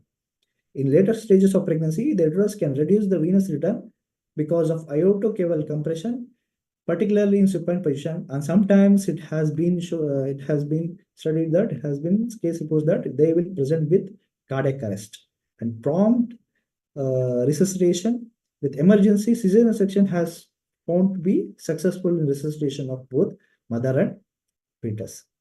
Peri-arrest cesarean section is performed to aid the resuscitation of mother rather than to save the baby. At approximately 20 weeks, the uterine fundus is palpable at the level of the umbilicus and may start to adversely affect the hemodynamics in supine position. So any patient who are doing this one cardio-resuscitative efforts, the uterine should be tilted with manual tilting. Manual leftward and upward uterine should be displaced so that it will avoid the aortocaval compression and help the resuscitative efforts. Transportation of the patient from the site of cardiac arrest for resuscitative hysterotomy is associated with significant delay in completion of the procedure and with worsening maternal and neonatal outcomes. So the guidelines recommend that do a resuscitative hysterotomy as a way the patient is gone cardiac arrest and or resuscitative measure is going on. Unnecessary shifting the patient to the OT is to be avoided. And the delivery hysterotomy should be performed within less than 5 minutes of cardiac arrest. Uterine evacuation should be done within 5 minutes of cardiac arrest. If the cervix is already dilated and the patient develops cardiac arrest, one should consider assisted vaginal delivery. It can be can act as alternative to resuscitative hysterotomy to evacuate the uterus. This is again the chart that summarizes the entire guideline recommendations more than 20 weeks as usual for the ACLS and BCLS. One should give, if it is a shockable rhythm, give shocks. If it is non-shockable rhythm, consider other diagnosis with consideration of leftward and upward uterine displacement. Chest compression with hands placed at the center of the lower half of the sternum as usual in other patients. Those patients who are diagnosed with arrhythmic structural heart disease, one should consider preconceived genetic counseling should be considered and should be properly evaluated for further deterioration by using ECGs and echocardiography during pregnancies. And one should undergo ICD or should be treated with sotalol or flecainide to avoid any arrhythmias during pregnancy. Those patients with Brugada syndrome, long QT syndrome, or catecholaminergic polymorphic ventricular tachycardia, it should be strategized, and level 3 surveillance is needed. Those who presents with the recurrent episodes of events. Level 3 surveillance means involvement of arterial line, external cardiovascular defibrillator, preparation for intravenous beta blockers, antiarrhythmic drugs, and some other as involvement of cardio-obstetric team. Another last topic, the fetal tachyarrhythmias. If the fetal arrhythmias, if it is less than 50% of the time or less than 12 hours duration per day, if it is not associated with fetal eye drops, only reassurance is needed. If it is intermittent arrhythmias without eye drops, observation, frequent heart rate monitoring, and serial biophysical testing is needed.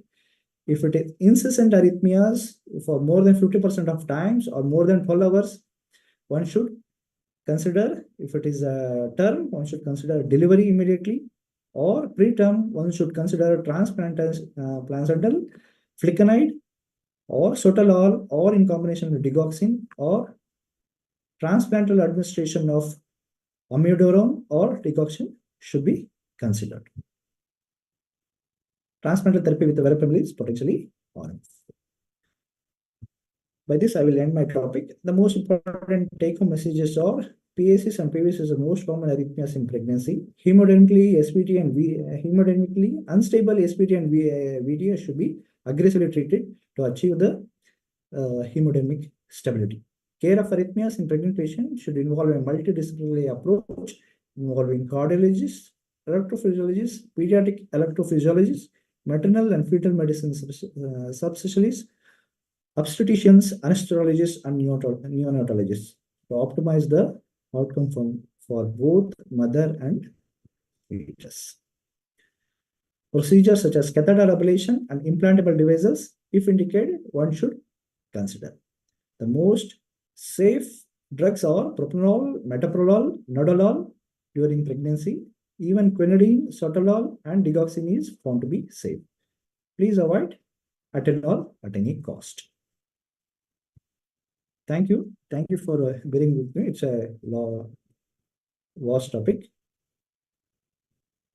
Thank you, Dr. Yatish, for that elegant talk on arrhythmias, and I'm sure you have resolved several doubts in our minds about the treatment of arrhythmias in pregnancy. I now request my co-chairperson, Dr. Pushpalata, to proceed with the introduction of the next speaker and continue this session.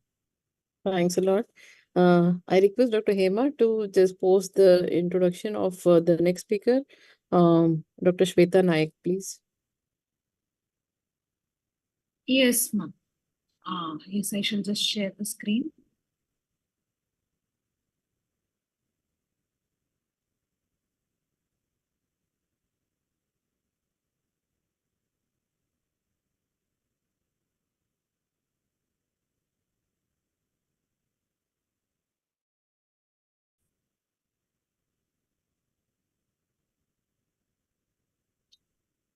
Yeah, good morning, everyone.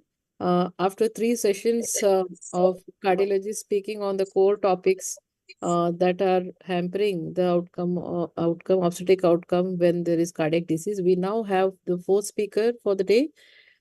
She's Dr. Shweta Naik. She's consultant obstetrician and gynecologist at Motherhood Hospital in Mysuru.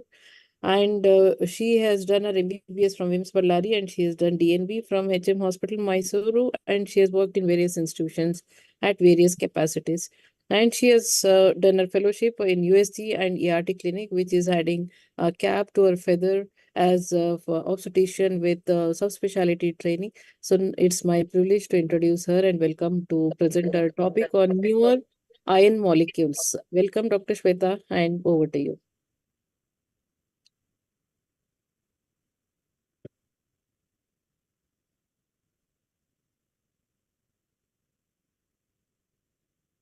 Dr. Shweta, you Yeah, can yeah. share your screen. Yes, yes. Thank you, Madam Pushpalata.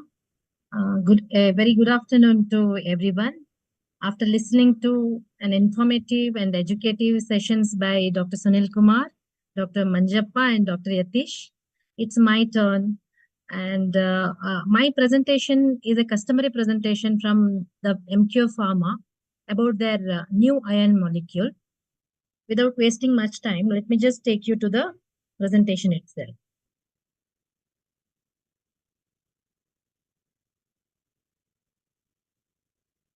Yeah. So the commonest link between cardiologist and gynecologist is anemia, where the presence of which hampers the prognosis in both the cases. Whether it is gynecologist, when we encounter any anemia in our patients, we do have fear of having fetal growth retardation and all labor associated problems, and most dreaded one being postpartum hemorrhage. And as far as you know, anemia is not expected for any cardiological cases as well. But other than this, anemia has got a common thread in Indian people also. Though India is known as a country of unity in diversity, other than the castes, politics, and regional variations, anemia is one single thread which commonly binds all the Indians. As we all know, anemia affects nearly 2 billion people globally, and it has got a very high impact on women for a greater degree than men. So this is one slide, customary slide showing the WHO classification of severity of anemia in reproductive age group. Here, the classification has been done between non-pregnant women and pregnant women. In non-pregnant women, mild anemia is considered as a range between 11 to 11.9, whereas in pregnant women, it is considered as 10 to 10.9. And moderate anemia in non-pregnant women is 8 to 10.9, and in pregnant ladies, it is 7 to 9.9. And it is considered as severe anemia in non-pregnant women when it is less than 8, and it is considered as severe in pregnant ladies when it is less than 7. So all these slides are based on National Family Health Survey India, session 5, where this survey provides most information on anemia, fertility, practice of family planning services, infant and maternal mortality rates, and nutrition. Hence, the data data which I am presenting will be taken from this survey. As you can see, we all know that a significant non-pregnant population also have anemia, and it is believed that 1 out of every 2 patients has got the risk of anemia.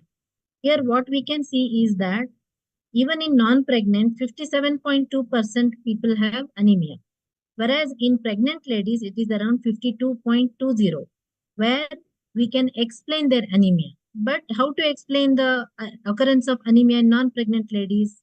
So it is really difficult to explain. So what is the reason? According to NFHS survey, the prevalence of anemia, severe anemia, has reduced to 2.69, which is a very good news. But what is bothering us is that about 28.49% of the population are still suffering from moderate anemia. So, though the occurrence of severe anemia has reduced, which can contribute to our reduced maternal mortality rate, the occurrence of moderate anemia can affect our lifestyle. Similarly, in pregnant ladies also, moderate anemia incidence of moderate anemia is increasing year by year. So what is the normal recommended iron RDA for iron? For adult men, it is about 19 milligram per deciliter, and for adult women, it is around 29 milligram per deciliter. So here what we have to remember is that this is the smallest amount of iron which we have to provide for our women. And in pregnant ladies, almost it is doubled, that is 40 milligram per deciliter. And there could be further increased iron requirement and folic acid necessary for healthy development of the fetus. So, according to the WHO recommendation, about 40% of the non-pregnant ladies who belong to reproductive age group require about 30 to 60 milligram of iron and 400 microgram of folic acid daily for 3 consecutive months to treat the moderate anemia. And about 20 to 40% of women require 120 milligram of iron, that is therapeutic dosage of iron. Similar thing holds good for even pregnant ladies as well. In less than 20% of the population, only 120 milligram of iron is required. And about 20 to 40% of the women, about 30 to 60 milligram of iron is required. And more than 40% of the women require around 60 milligram of iron. So CDC recommends that all pregnant women should begin 30 milligram per day of iron at the first prenatal visit, irrespective of their anemic status. This is a slide showing a large chunk about the absorption of iron. When dietary iron is taken, it is absorbed in the duodenal villi and is taken in ferrous form, and with the help of ferroportin and other protein molecules is brought to the blood levels. So in this slide, what we can observe here is that there are various iron molecules available in the market, but how much of elemental iron is available for the lady does differs. Here, as we can see, ferrous fumarate has got about 106 per 325 milligram of iron tablet. But the problem with it is that it causes about 47% of side effects. So this limits the usage. Other than the therapeutic usage, for day-to-day use, we cannot use this. So next what we can see is ferrous gluconate. It has got about 35 milligram of iron content, which is available for each capsule, but the side effect rate is again high. Here, similarly, ferrous sulfate, relatively, though this is known as poor man's iron, has got about 65 milligram per capsule is available, but the side effect is again 32%. Iron protein succinyl has got very good side effect profile, but the absorption is also very poor. So here comes the need for treating a moderate anemia patients on day-to-day basis. So the current challenges associated with current oral iron therapies is that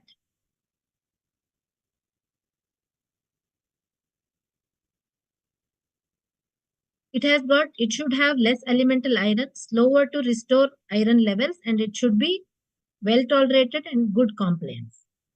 These are, and along with the iron and absorption mechanism, vitamin D and vitamin B12, riboflavin, vitamin E and vitamin C have also got very good role.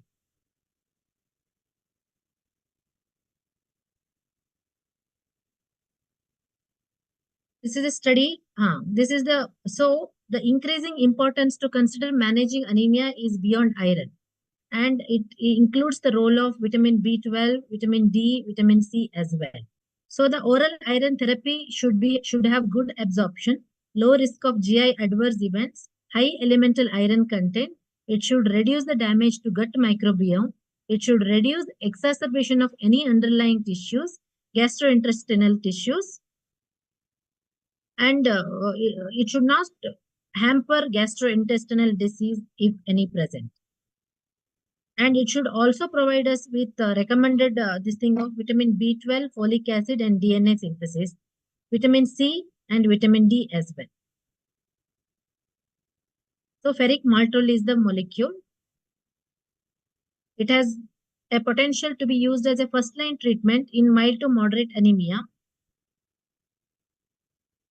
A low dose of iron formulation containing 29 milligram is available, and it is approved in US and Europe. This is a slide showing how ferric maltol can differ from ferrous sulfate, where ferric maltol, anytime it has got no dissociation, it gets converted into maltol glucuronide and excreted in urine directly, and also it does not produce reactive oxygen species, which will cause most of the side effects. That is the advantage of ferric maltol. This ferric maltol is stable in the acidic environment of the stomach. It forms soluble iron complex. It gets dissociated upon uptake from duodenum and does not form free hydroxyl radicals. And hence, it does not cause any damage to tissues. And it gets separated from the metabolism by forming maltol glucuronide and gets excreted in the urine.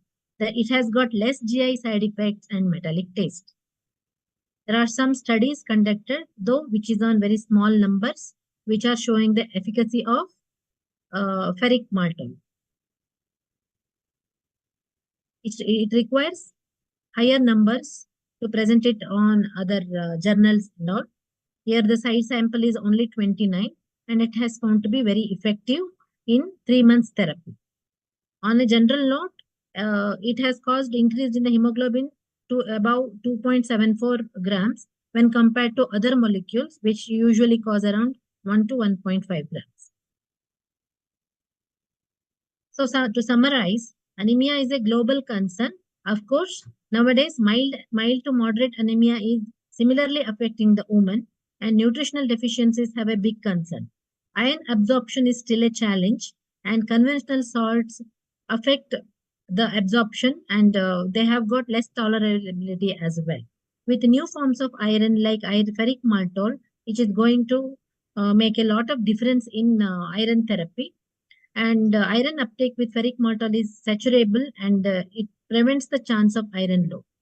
Ferric maltol has low potential for mucosal toxicity, and it is easily tolerated by all the patients. There is a need to offer patients with the advantage of this preparation. Thank you.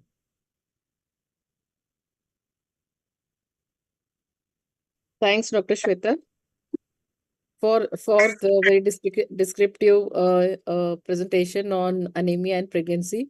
So the topic which propped up amidst the cardiac specific topics, but for obstetricians, this is a topic which is a main topic and which is being taught and which is seen practiced in our day-to-day practice. And anemia as such is an indicator of poor nutrition and poor health of the community. Definitely, we commend your efforts in bringing up the most valid, most relevant topic of the time, because we really are working to ensure that the health, well-being of the woman and the newborn he is ensured by adequate iron supplementation. That is that we want to that result, because anemia, we all know that it doesn't just impair the well-being of the mother, it results in impaired cognitive and motor development in children, thus bringing down the overall work capacity of the community. So I thank Dr. Shweta, and we really have to come together for the programs like Anemia Mukt Bharat, which is really brought down by the policymakers, so that we aim at ensuring the healthy society to make the citizens more healthy and more resourceful for the progress of the society. Thanks a lot, Dr. Hema, for giving me this opportunity. Thank you, Dr. Pushpalata. Thank you, Dr. Keshamurthy sir. Should we take questions, or can we have the questions in the chat box since we are running late? Any questions can be posted in the chat box, and I think the faculty could answer them. Yeah, we'll finish off the case presentations also. I think we are already behind 12:15. Yes. So we shall now move on to the panel discussion. Thank you very much, Dr. Keshamurthy sir and Dr. Pushpalata for chairing the session, and to all the faculty, Dr. Sunil Kumar, Dr. Manjappa, Dr. Yatish, and Dr. Shweta Nayak for a wonderful presentation. I would now like to introduce the moderator for our panel. So we have with us Dr. Annie Princey. Madam has spared her time today. She is an assistant professor in cardiology at Tamil Nadu Government Super Specialty Hospital in Chennai. And she has won various awards and has many publications and presentations to her name. So welcome, Dr. Annie. I would introduce the panelists also for Dr. Annie. We have the panelists. We have two cardiologists with us. Dr. Ashit Sridhar. Sir is a leading consultant cardiologist at Mangala Heart Care Center in Hassan, and is an expert in complex coronary interventions. Warm welcome to you, sir. Along with him, we have Dr. Balraju. Sir is an associate professor at Sri Jayadeva Institute in Bangalore, and is a senior consultant in interventional cardiology at Manipal Hospital, Bangalore. Sir is DNB from New Delhi with a gold medal and has participated in various trials as a principal investigator. We have from the obstetric side with us Dr. Priscilla Thomas. Madam is a consultant obstetrician at Moon Maternity Hospital in Hubli, and has been invited as a faculty at various conferences and has various national and international publications to her name. Joining her would be Dr. Sridevi Metgood. Madam is an associate professor at JNMC Belgaum, has a vast work experience, various research and trial publications, and has been awarded for the best paper at Kasoga 2012. From the anesthesia side, our support is Dr. Vijay Lakshmi. Madam is a professor in the Department of Anesthesiology at Mysuru Medical College and Research Institute. Ma'am is the president of ISA Mysuru City branch and has participated in various conferences, both national and international, and has various publications to her name. So once again, a warm welcome to all the panelists, and I would now hand over to Dr. Annie Princey to conduct the panel. Thank you. So a very blessed Sunday to one and all. So it is indeed a great privilege to be among each one of you. So as we are running late, I'll just quickly move into the panel discussion. So together with me are my panelists, and thank you, Hema ma'am, for introducing them. So today we have two cases for discussion: acute MI in pregnancy and pregnancy in pregnant women with pacemaker. So I thank Dr. Manjappa sir. So he has almost completed most of the questions that will be asked now. So I'll quickly move into the case. So we have a 29-year-old female, a primigravida. She's 32 weeks of gestation. She has been continuing her regular antenatal checkup in a primary health center, and she has gestational diabetes, which requires insulin for her treatment, and hypothyroidism on 150 micrograms of thyroxine. So the patient presented to our ED with a complaint of chest pain, which was acute in onset, compressive in nature, with a time window of 3 hours, and associated with diaphoresis and palpitation. Her pulse state, she was a little tachycardic and tachypneic, with BP on the lower side 90-60, and there was no murmur on auscultation or any crebs. So I'll stop here. So with this background, so we have a primigravida with 32 weeks of gestation. So in this background, I would like to ask the cardiologist to enumerate what would be the differential diagnosis at this particular scenario. Dr. Balraj sir.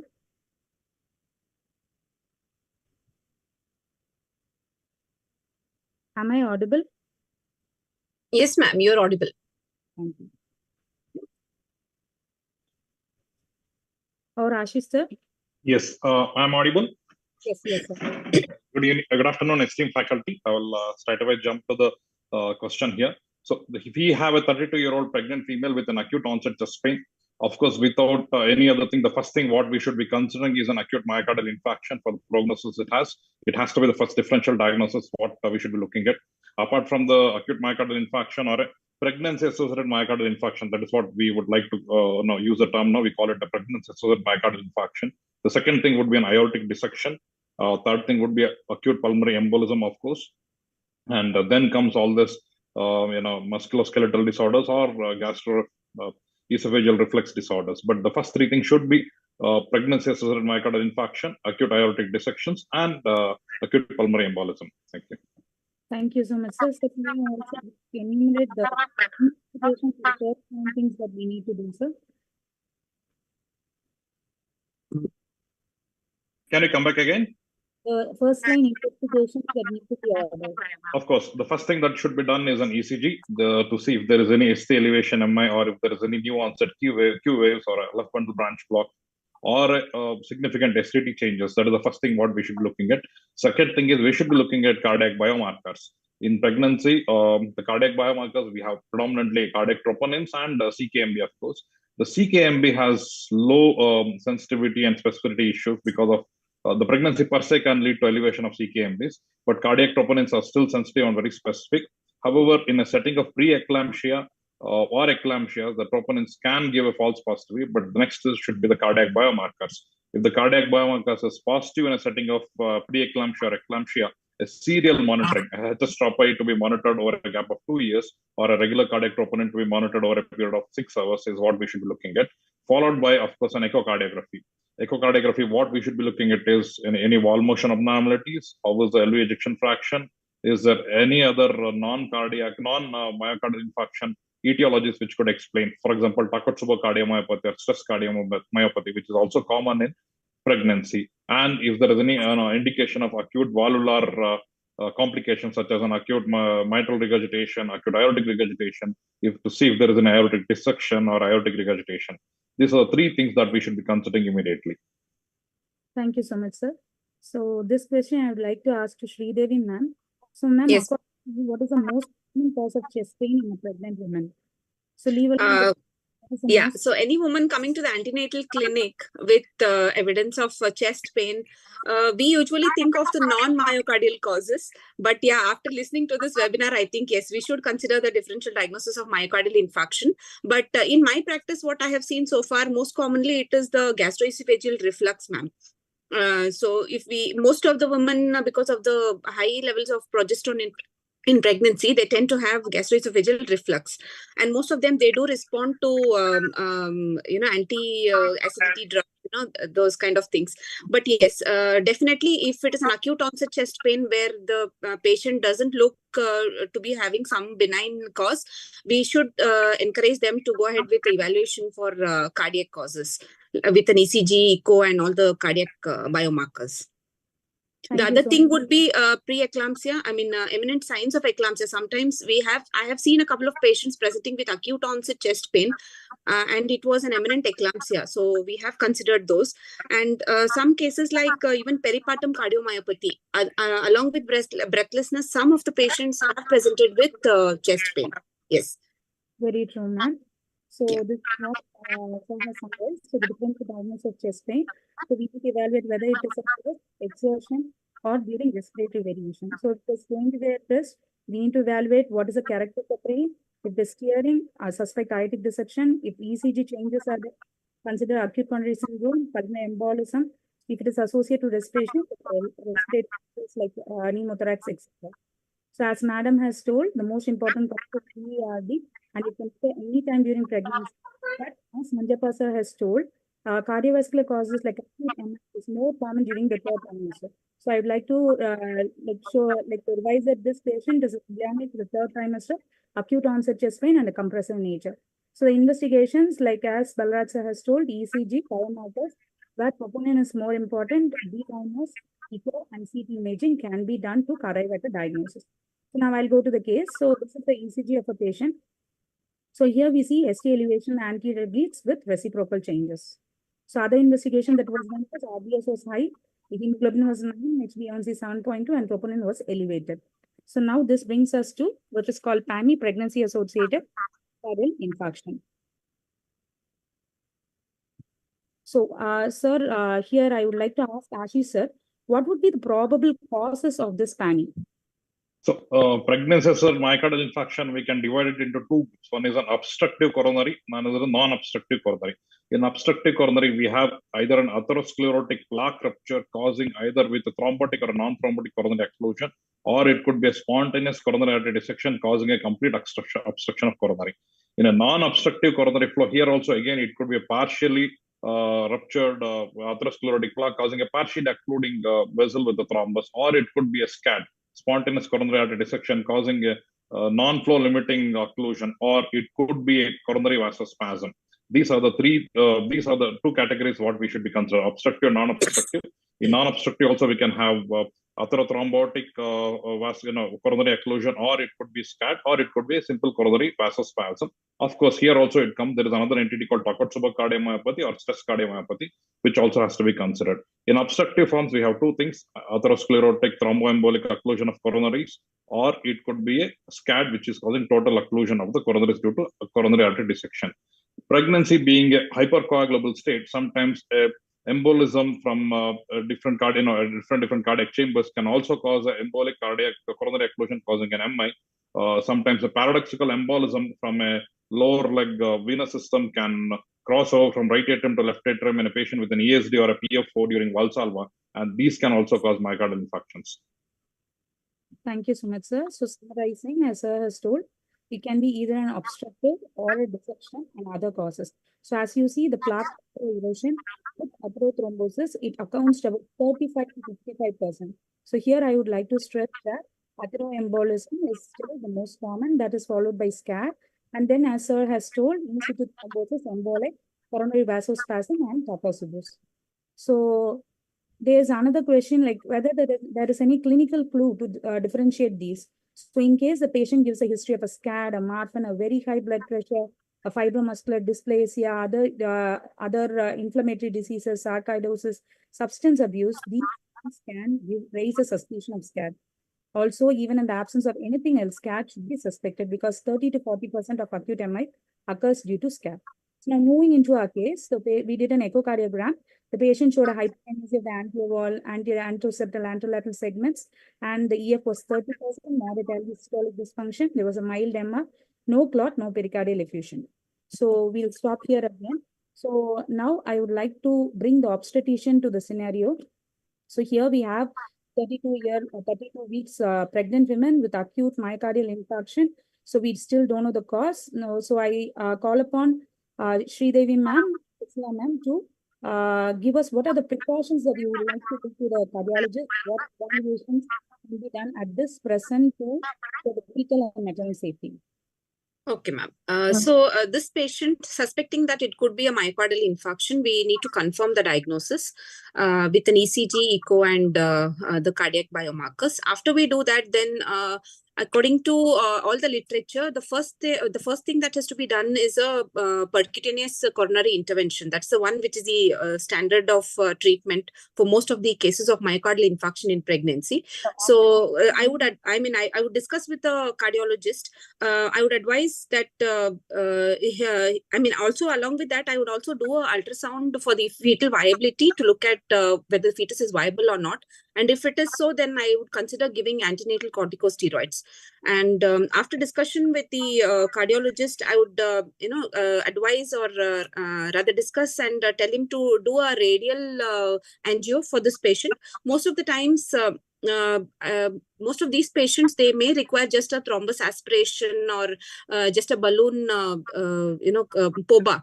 But in most of the cases, there is an increased risk of abruptio placenta. So when they give them high doses of thrombolytic agents, then the attenders have to be counseled about the risk of abruption and sudden IUD.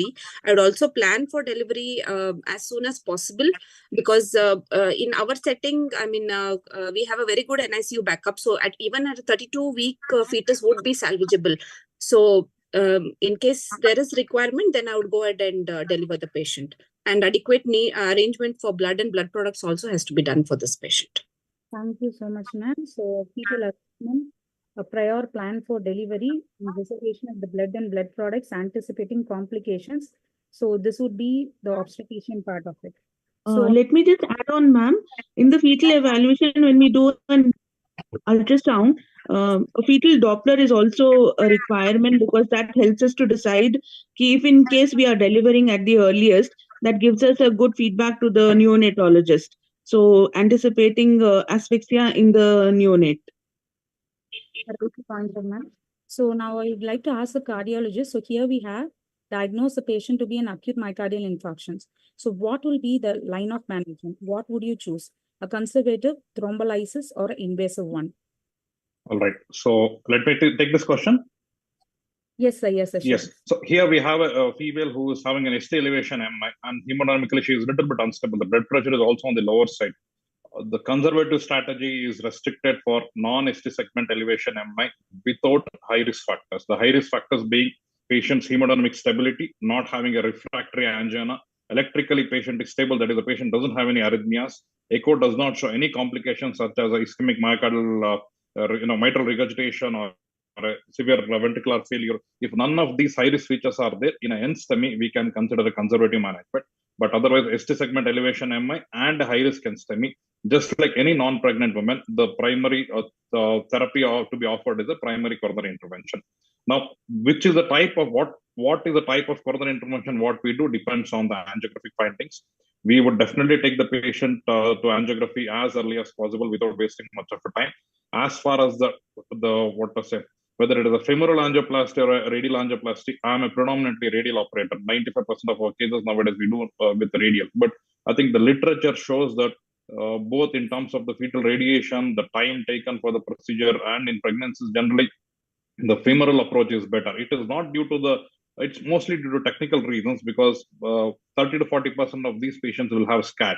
And SCAD is seen more often in left main vessels and left anterdescending artery.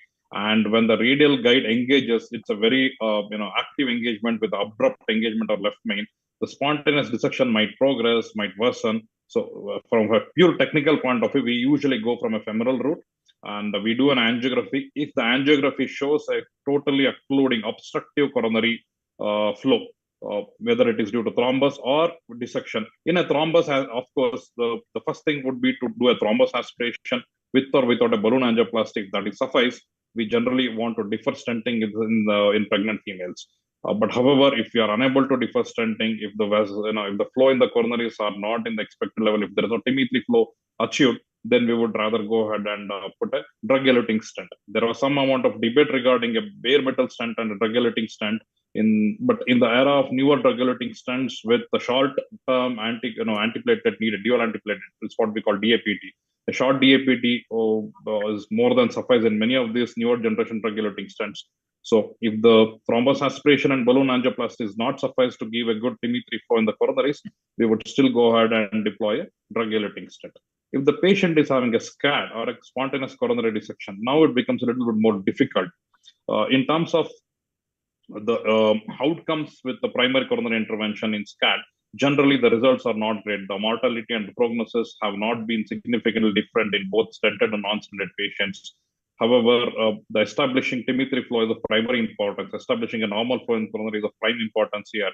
So in a situation where we have to stent it, we usually go for a long stents where we cover a stent from a normal area proximally and a normal area distally, covering a complete amount of the dissected areas. However, before putting a stent in these kind of situations, we would like to use imaging modalities in terms of either an intravascular ultrasound or an OCT. These imaging modalities, two things it will help us. One is it assures us that the wire is in a true lumen and not in a dissected false lumen.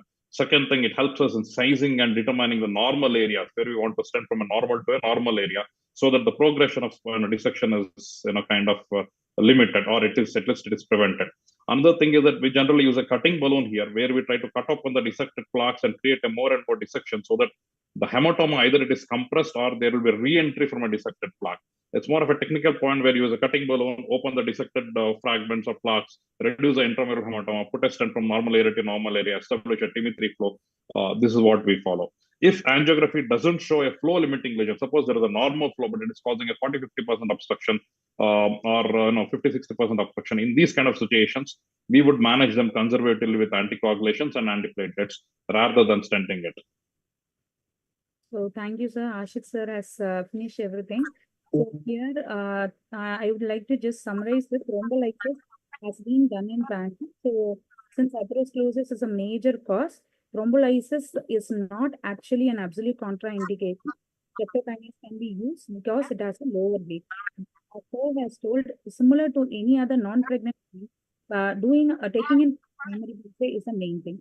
So summarizing the line of management, so the management depends upon the extent of the SCAD, the location of the SCAD, the clinical presentation, and the hemodynamic status. So the hemodynamic status plays a very important role. So that will determine what we are going to proceed. So coming to diagnostic angiography, that is what Saul was telling. So sometimes we have a like whether it is like a risk to the fetus, we have the delineation, but it is diagnostic coronary angiography has an acceptable risk. The fetal radiation is less than 50 millisieverts, and fetal radiation dose associated with CAG is less than 1, and risk of radiation to the fetus is likely negligible. However, we can reduce the fetal radiation dose by using a radial route, a short fluoroscopy time, a low frame rate, and minimizing the semi-angiography.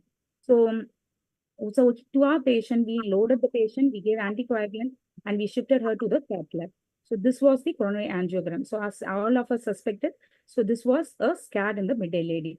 So sir has told about intracoronary imaging. Sir told that he'll opt for intracoronary imaging. That is very important to know about the extent of the SCAD and how we are going to place the stent. So all this is very, very important. But a caution is that you need to remember that the imaging modalities do have potential. We can extend the dissections.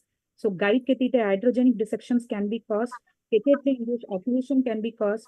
And all these has to be kept in mind before using this. So one more question I would like to ask the cardiologist, probably Balraj sir.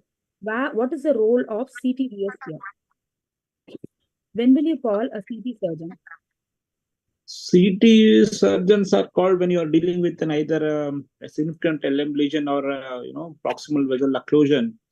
The issue with the CTVS people is even if they undergo bypass grafting, these scats are known for spontaneous healing takes place over a period of time, and they can undergo grafting, but over the period of time, the competitive flow once the vessel opens up, the possibility of grafts are getting closed are very high.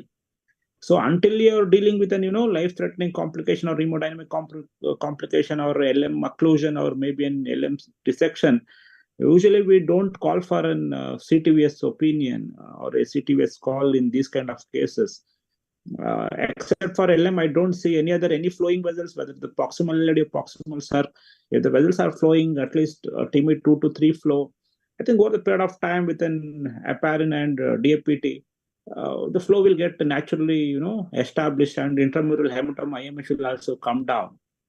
So I'm quite skeptical about, calling the CTVS opinion. Yeah. Yes, sir. Rightly mentioned. So as sir has told, the SCAD, it heals by itself over time. There are two important indications when the role of CTVS comes into picture. So the left main dissection and the patient is hemodynamically compromised or a severe multi-vessel dissections. So here, so this is a summary. So if the patient is clinically stable and no high-risk anatomy such as a left main dissection or more than 2-vessel dissection, you can place the patient in conservative therapy.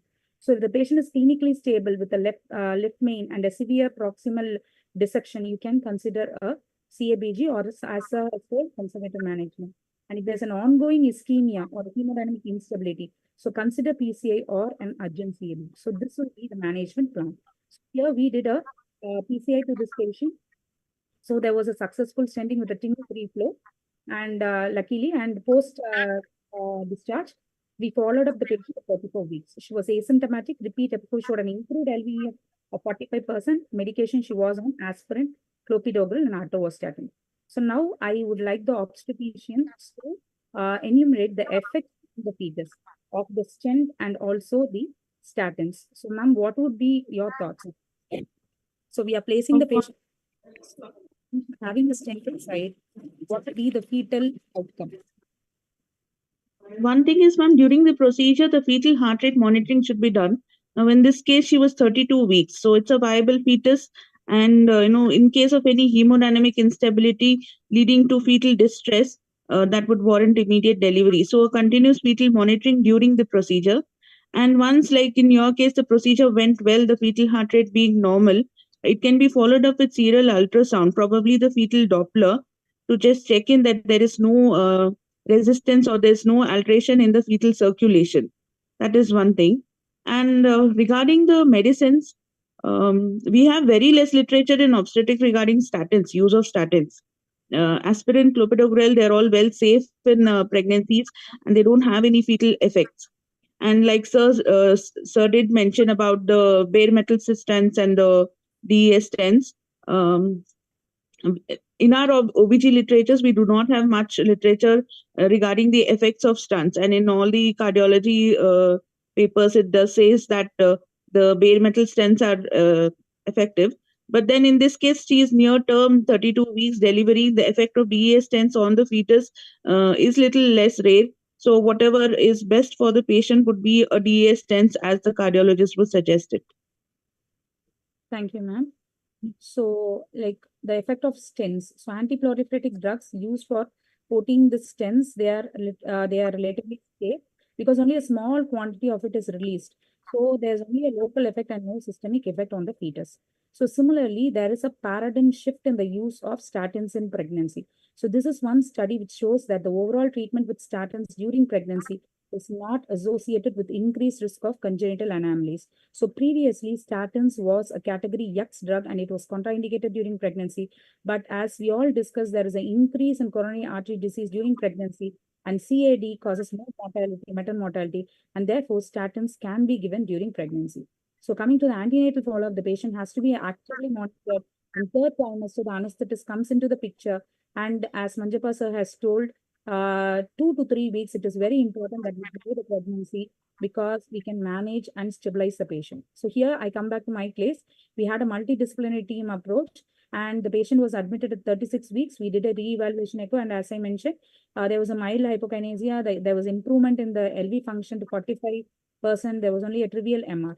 So now here we have, so I would like to ask the obstetricians, like what will be the mode of delivery that you would like to proceed and how will you manage DAPTs? And I would also like to ask Dr. Vijayalakshmi ma'am, what are the anesthetic concerns that she has with DAPT in case the patient proceeds in for an LSUs? Shall I take it? So good afternoon, everyone. So I thank Sushma team for their wonderful session. So it is my privilege to be part of this session. So coming to my question, so what are my concerns during this?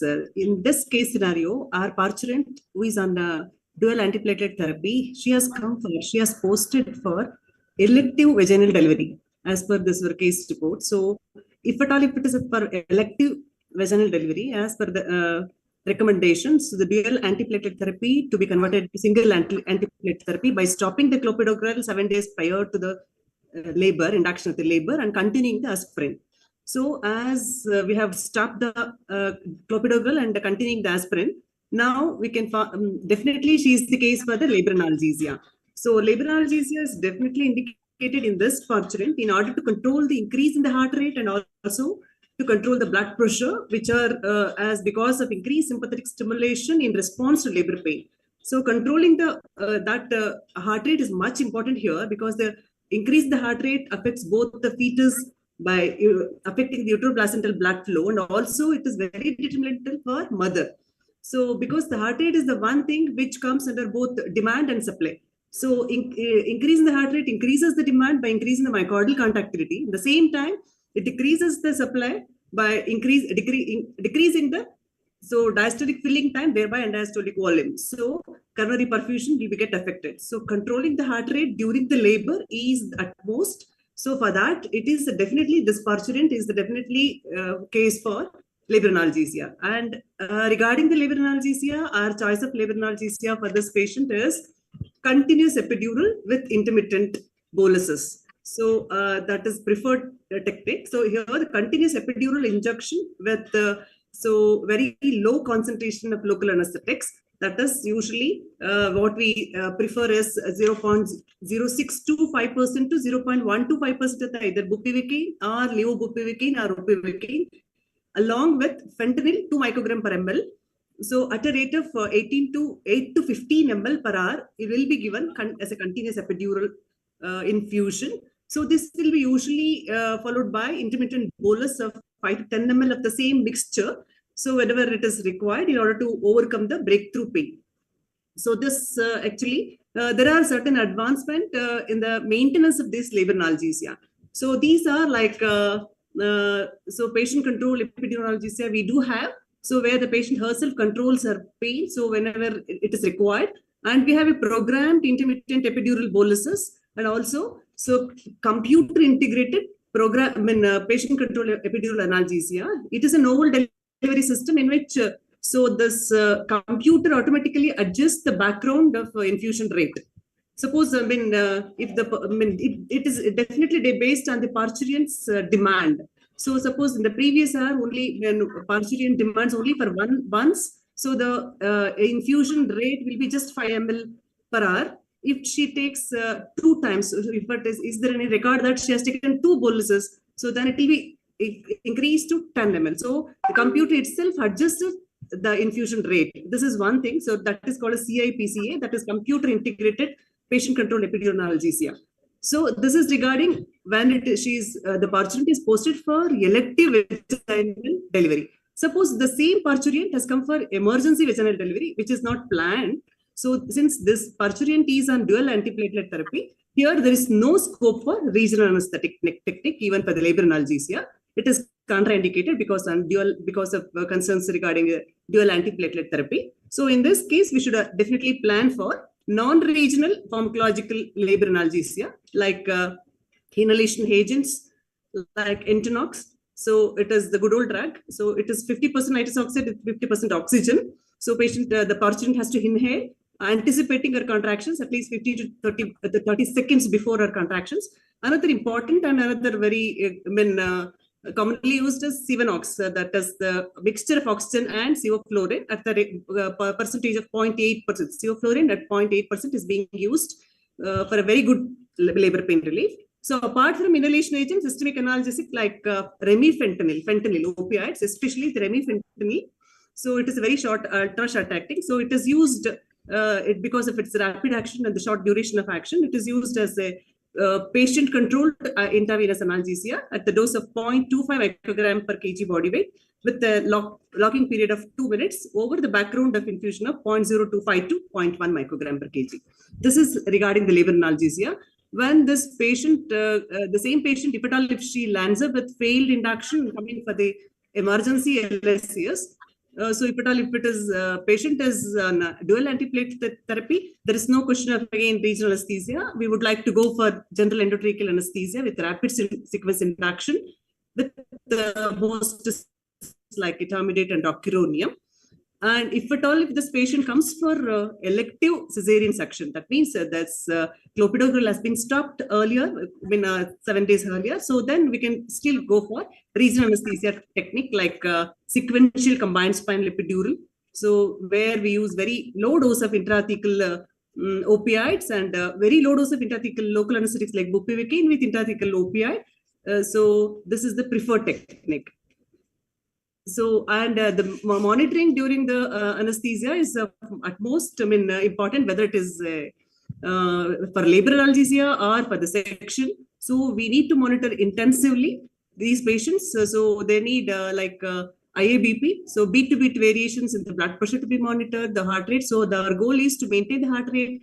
So optimization of the preload, afterload, and myocardial contractility, and the good analgesia. All these are very much required if it is available. So TE is the best monitor.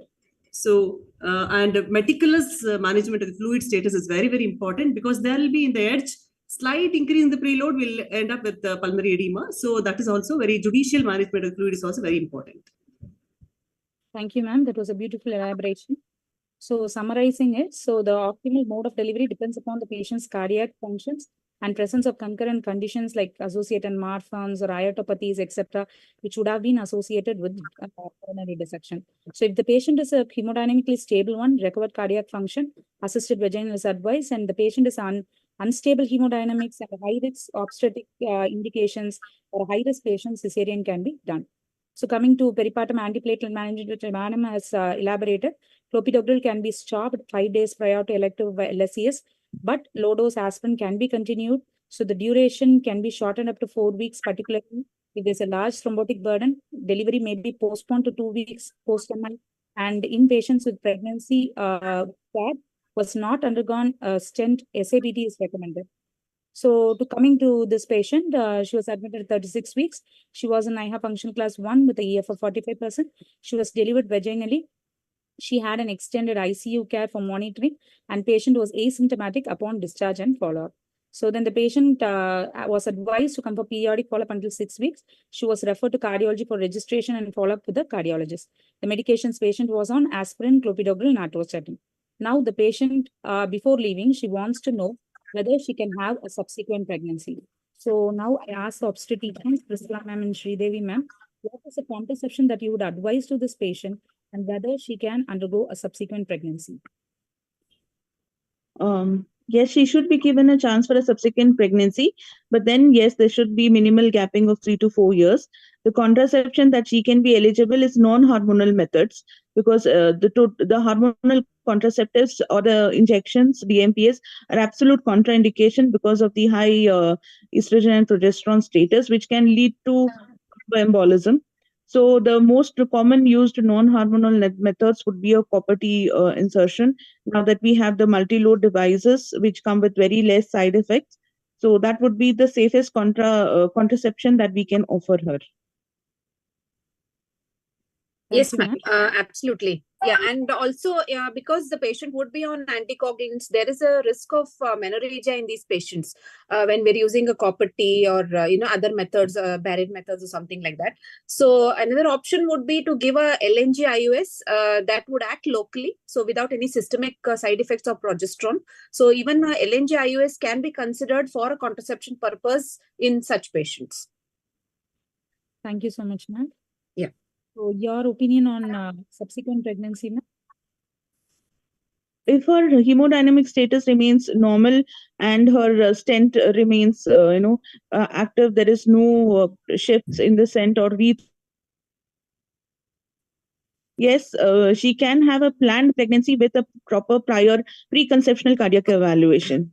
Yes, and she would also has to be counseled that there is a risk of recurrent ischemia and reinfarction in the subsequent pregnancies.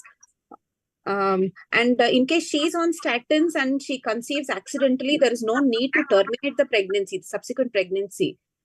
In such a woman, because now, of course, the hydrophilic statins are found to be safe in pregnancy than the lipophilic statins. So we should consider these kind of statins whenever we are considering any chance of future pregnancies in women with myocardial infarction.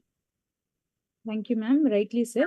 So the subsequent pregnancy depends upon the primary cause and what is her LV function. So if it is going to be a severe LV function and if it is going to be a SCAD, the recurrence rate of SCAD may be there in the subsequent pregnancy, and a patient with severe LV dysfunction, she belongs to MWHO class 4. So other than that, as Priscilla ma'am and Sridevi ma'am told, so we can allow the pregnancy in a monitored way. So next we'll move into the second case, pregnancy in a woman with pacemaker. So here we had a 23-year-old female who's a known case of congenital complete heart block. She was given a pacemaker implantation. It was done 2 years back. She is in periodic follow-up with us. She presented to our OPD with concerns of proceeding with conception. So just married and she wants to proceed with pregnancy. So I would like to ask the OGCNs, so what is the type of pre-pregnancy counseling that you will give to this patient who's on pacemaker? Cardiac OGCNs.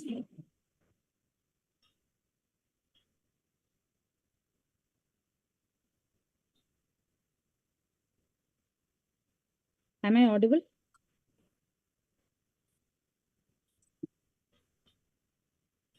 Yes, ma'am, you're audible. We can hear you. What is the type of preconception counseling that will be given to this patient, ma'am? The preconceptional counseling with the patient who's already on a permanent pacemaker, in case if she has any structural defects or this was, heart block, she should be made aware that there is a chance of increased fetal risk of having congenital cardiac anomalies. The risk fold increases 2 to 3 times than the general population. So a concern regarding the screening for congenital cardiac anomalies and being made aware of it should be told. But it is also the same time that there is, whatever anomaly the mother had, it is not mandatory that it is going to be repeated in the fetus. She should be rest assured that, a screening should help us detect something, but then it is not mandatory that the fetus is also at risk. Thank you, ma'am. So summing it up, so evaluation for congenital anomalies in the fetus, genetic counseling, assessment of the cardiac function and functionality of the pacemaker. So all this should be a part of preconceptional counseling. So this is a picture showing the DDD. So here you have a atrial lead and a ventricular lead. So now the patient, she presents again to us after confirmation of pregnancy, referred to the obstetrician to us, and she was referred for cardiac evaluation or opinion regarding continuation of pregnancy. So I would like the cardiologist to just give us the opinion as to whether to continue the pregnancy and how will you risk stratify her.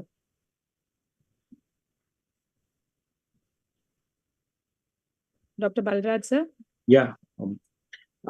This patient is as good as any other normal person. Despite having a pacemaker, we have to make sure that the pacemaker interrogation is being done and look into the LV and RV function. Basically, the late onset of LV dysfunction with this pacemaker is quite common. And look into the battery life, which is how much battery life is spending with the given pacemaker. These are the two things to be looked in a given patient. Apart from that, we have to tell the patient that this is what happened and watch for some symptoms, especially syncope or palpitation, which may be, maybe part of the pregnancy or maybe pacemaker induced. That those symptoms has to be monitored, or else pacemaker should not deny, or we should not would say negatively counsel them regarding the outcomes, especially with the pacemaker. With the DDDR pacemaker, I don't think so there will be any issues. Yes, sir, rightly mentioned. So according to WHO, we have arrhythmias classified, but conduction defects are not being classified. But according to the MPAC study that was published in 2023, so congenital complete heart block asymptomatic, they belong to the low risk, and patients with pacemaker, they belong to low risk. So as rightly pointed out, we should not deny pregnancy in these patients. So I'll come to the patient story. So 24 years female, primary gravida, 8 weeks of gestation, status was permanent pacemaker implantation. Now she's asymptomatic, NIHA class 1. Pulse rate was 60, BP was 160, and other evaluations were found to be normal. This is a ECG. Her echo was normal. You can see the lead rightly positioned. And now, so I would like to ask the obstetricians and cardiologists. So this is an interrogation strip. So what are to be monitored during pregnancy? So one point that sir has told that you have to monitor for any symptoms. So the symptomatology of the patient, whether there's any palpitation, breathlessness, syncope, seizure-like activity, dizziness. Secondly, we need to monitor the ECG. Third one is we need to find out whether the patient is totally pacemaker dependent. So that will depend upon the device interrogation. So pacemaker dependent patients, one thing is important is we have to be extra cautious during surgery. So I will just proceed with the antenatal follow-up of the patient. She had an uneventful antenatal period. So these were her pacing parameters. And now let me come to this part. So this is one important thing I want to discuss. I would like to ask the cardiologist, what are the necessary precautions that you will advise in case the patient proceeds for LSES, and to the obstetricians, what will be the mode of delivery? Shall I? Yes, Mode sir. of Go ahead. I think Priscilla ma'am, you can start first, ma'am, so that the mode of delivery, since it's a pacemaker and the parameters would be set without fluctuation, the mode of delivery would depend on the obstetric indication. So she is eligible for a vaginal delivery, and in case if there's an obstetric need, only then an elective cesarean section. And in cases of vaginal delivery, we make sure that the maternal heart rate is also monitored along with the fetal heart rate. And an assisted vaginal delivery would be more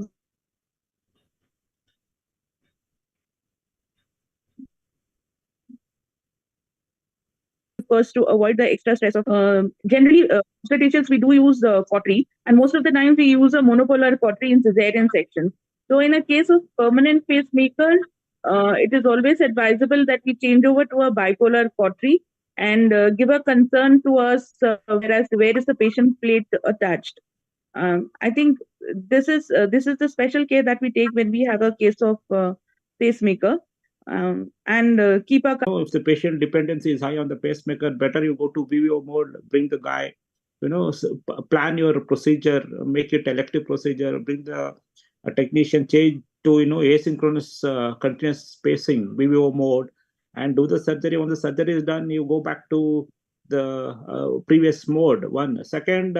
When it comes to the cautery, I think they are the experts. They say bipolar cautery. Still, if the below diaphragm surgery, still you can use. They say use minimal cautery. Nowadays, below diaphragm, any cautery won't affect your pacemaker. Apart from that, that's all. Yeah. So, thank you. Since there is no concern on the cardiologist side, should we still go to their OT? I don't think so, right? No. The company fellow will go, not the cardiologist. So you when it is a medical college setup where the departments are just upstairs and all, probably you would not be trouble. But definitely in a private practice like ours, where we work in a multidisciplinary team, we would trouble our cardiologist to be at least in our changing room, be there as standby. No, it's our pleasure to be there in the labor ward. I kind of see sarcasm in his words, but I take your point, ma'am. Thank you. But generally, what we meant is it's a very, very safe process. The pacemaker should really not make a difference between a normal pregnant lady's management with the pregnant lady with the pacemaker. On the contrary, it's probably much safer if there is any vasovagal or anything that happens to a normal pregnant lady or unprotected, but in a lady with a pacemaker, even a vasovagal is also kind of protected. So it's probably much more safer than a lady without pacemaker. Thank you, sir. Thank you for bringing that out. So as mode of delivery, as it was discussed, it was delivered vaginally, and mode of delivery, any obstetric indication, you can proceed for LSES. Now the precautions, I'll just summarize. So you minimize the use of bipolar cautery. So this is because the cautery produces a noise that will interfere with the EMI of the pacemaker. So it will affect the pacemaker output and it will reset the pacemaker. So you can, next thing you can do is, as sir mentioned, you can change it into DOO mode. So you can place a magnet and you can reset it into asynchronous mode. And then the grounding plate should be nearest to the operator and should be farthest from the pacemaker. So now coming to this patient, she was admitted at 36 weeks. On admission, she was NIHA class, it was 1. And her vitals were stable and patient was vaginally delivered and labor induction was done.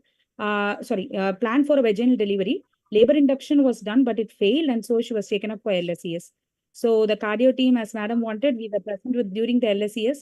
The use of cautery was minimized, procedure was uneventful, patient was normally pacing, and she was observed in the ICU. So pre-discharge, patient was asymptomatic. We did an interrogation before discharge, and patient was advised to get follow-up in cardiology. So I've taken, I would like to thank the cardio obstetric master classes. So this, we are doing it every second Friday. We request you to join us, all the panelists and the speakers of today. So it was really wonderful to be a part of this. And I have borrowed some of the key messages from the cardio obstetric master classes that we do. So ending this up, so PAMI is a challenging one to treat. It requires a multidisciplinary team, and acute chest pain, significant ECG and markedly raised biomarkers should raise suspicion of PAMI. The etiology may be due to atherosclerosis 1/3, as I told, and SCAD in 1/3. And primary PCA is preferred over fibrinolysis. So this we have to keep in mind. Wherever PCA is capable, you just take the patient for primary PCA. And then this patient has to be managed similar to a non-pregnant MI patient. Aspirin should be administered in all patients. Clopidogrel and heparin should be preferred to other drugs. Beta blockers is safe. RAS inhibitors should be avoided. And PAMI due to SCAD, conservative approach is preferred. Revascularization is indicated when the patient is hemodynamically unstable, and CABG can be considered if the patient has a left main or a proximal 2-vessel SCAD.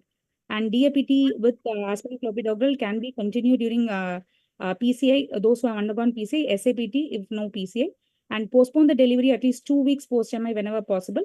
Normal vaginal delivery is preferred mode of delivery, and clopidogrel should be stopped 7 days prior to delivery, and bridging if needed can be used during anesthesia. And subsequent pregnancy, as I told, should be considered only after 12 months. And if the patient is a SCAD, you can avoid subsequent pregnancy. Individualized counseling should be offered. So coming to a pacemaker patient. So pregnancy in patient with pacemaker is not a contraindication, but still it requires a multidisciplinary approach.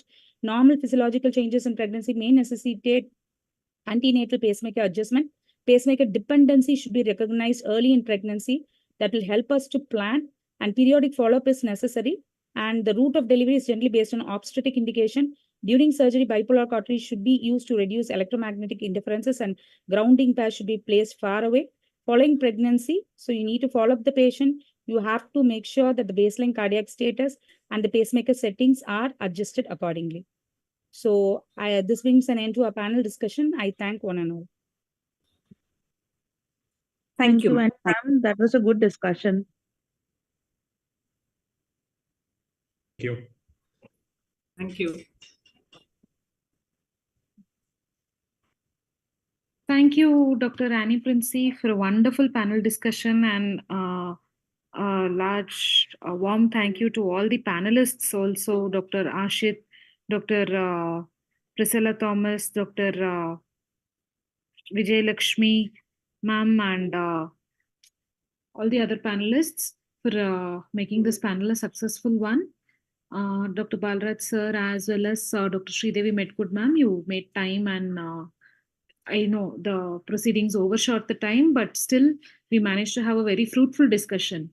Dr. Prakash Mehta is joining us, the president of SMFMI, and he would like to give a few concluding remarks. Sir has joined.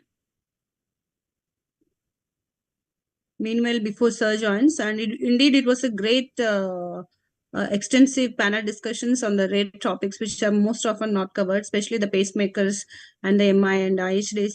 The discussions were extremely well, and thanks to all the panelists and of course the moderator for bringing in very informative discussions. Thank you everyone. We have our president, Dr. Prakash Mehta sir, joining us from Bangalore. Yeah. Prakash, Good sir, afternoon, over. everybody. Well, right now I'm in Mumbai. Anyway, what a wonderful program the Mysuru Society has arranged. I think we have to thank both Dr. Sushma and Dr. Hemapriya for bringing this particular topic out in the open. We all know that the cardiac disease is changing its character over the last few years. From a time when we were dealing with only rheumatic heart disease, we have moved over to where we have the mitral valve replacements already done, or we have more of congenital defects as well as the myocardial infarction coming in. I think this is a very good attempt to try making everyone aware of the cardiac problems in pregnancy. And I'm very sure that the Mysore branch will keep on doing such wonderful work over and over again in the next few years. So thank you, Dr. Sushma, Dr. Hemapriya, for arranging this kind of a program. And hope that you will arrange more such programs in future so that all our doctors benefit.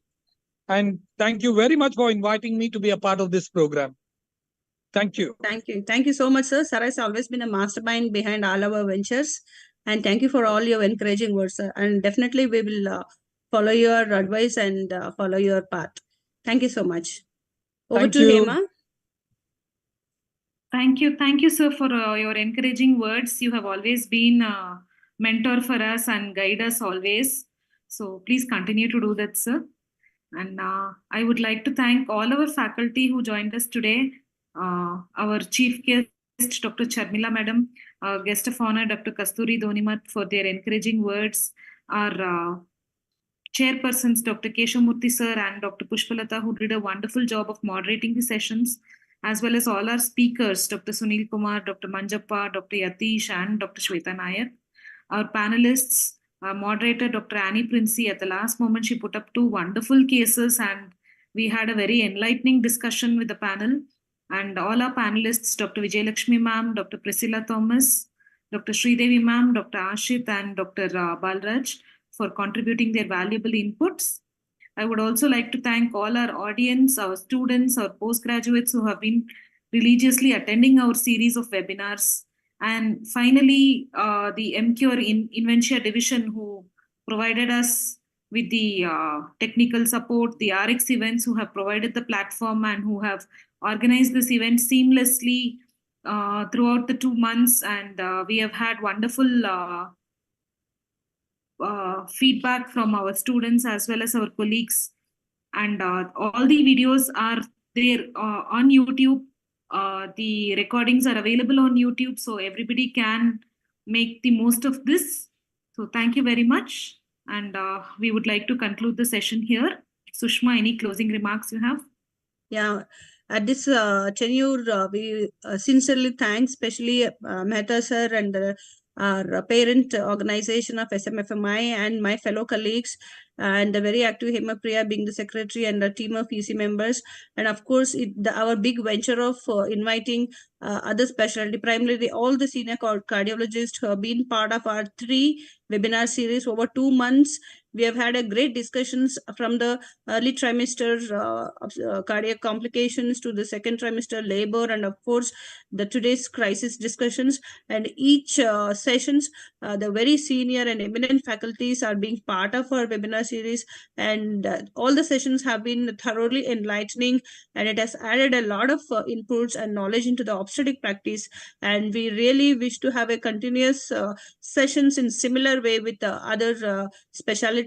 And because the key to reducing the MMR globally is the multidisciplinary approach, and of course all the specialties should put together and work for the safety of the motherhood.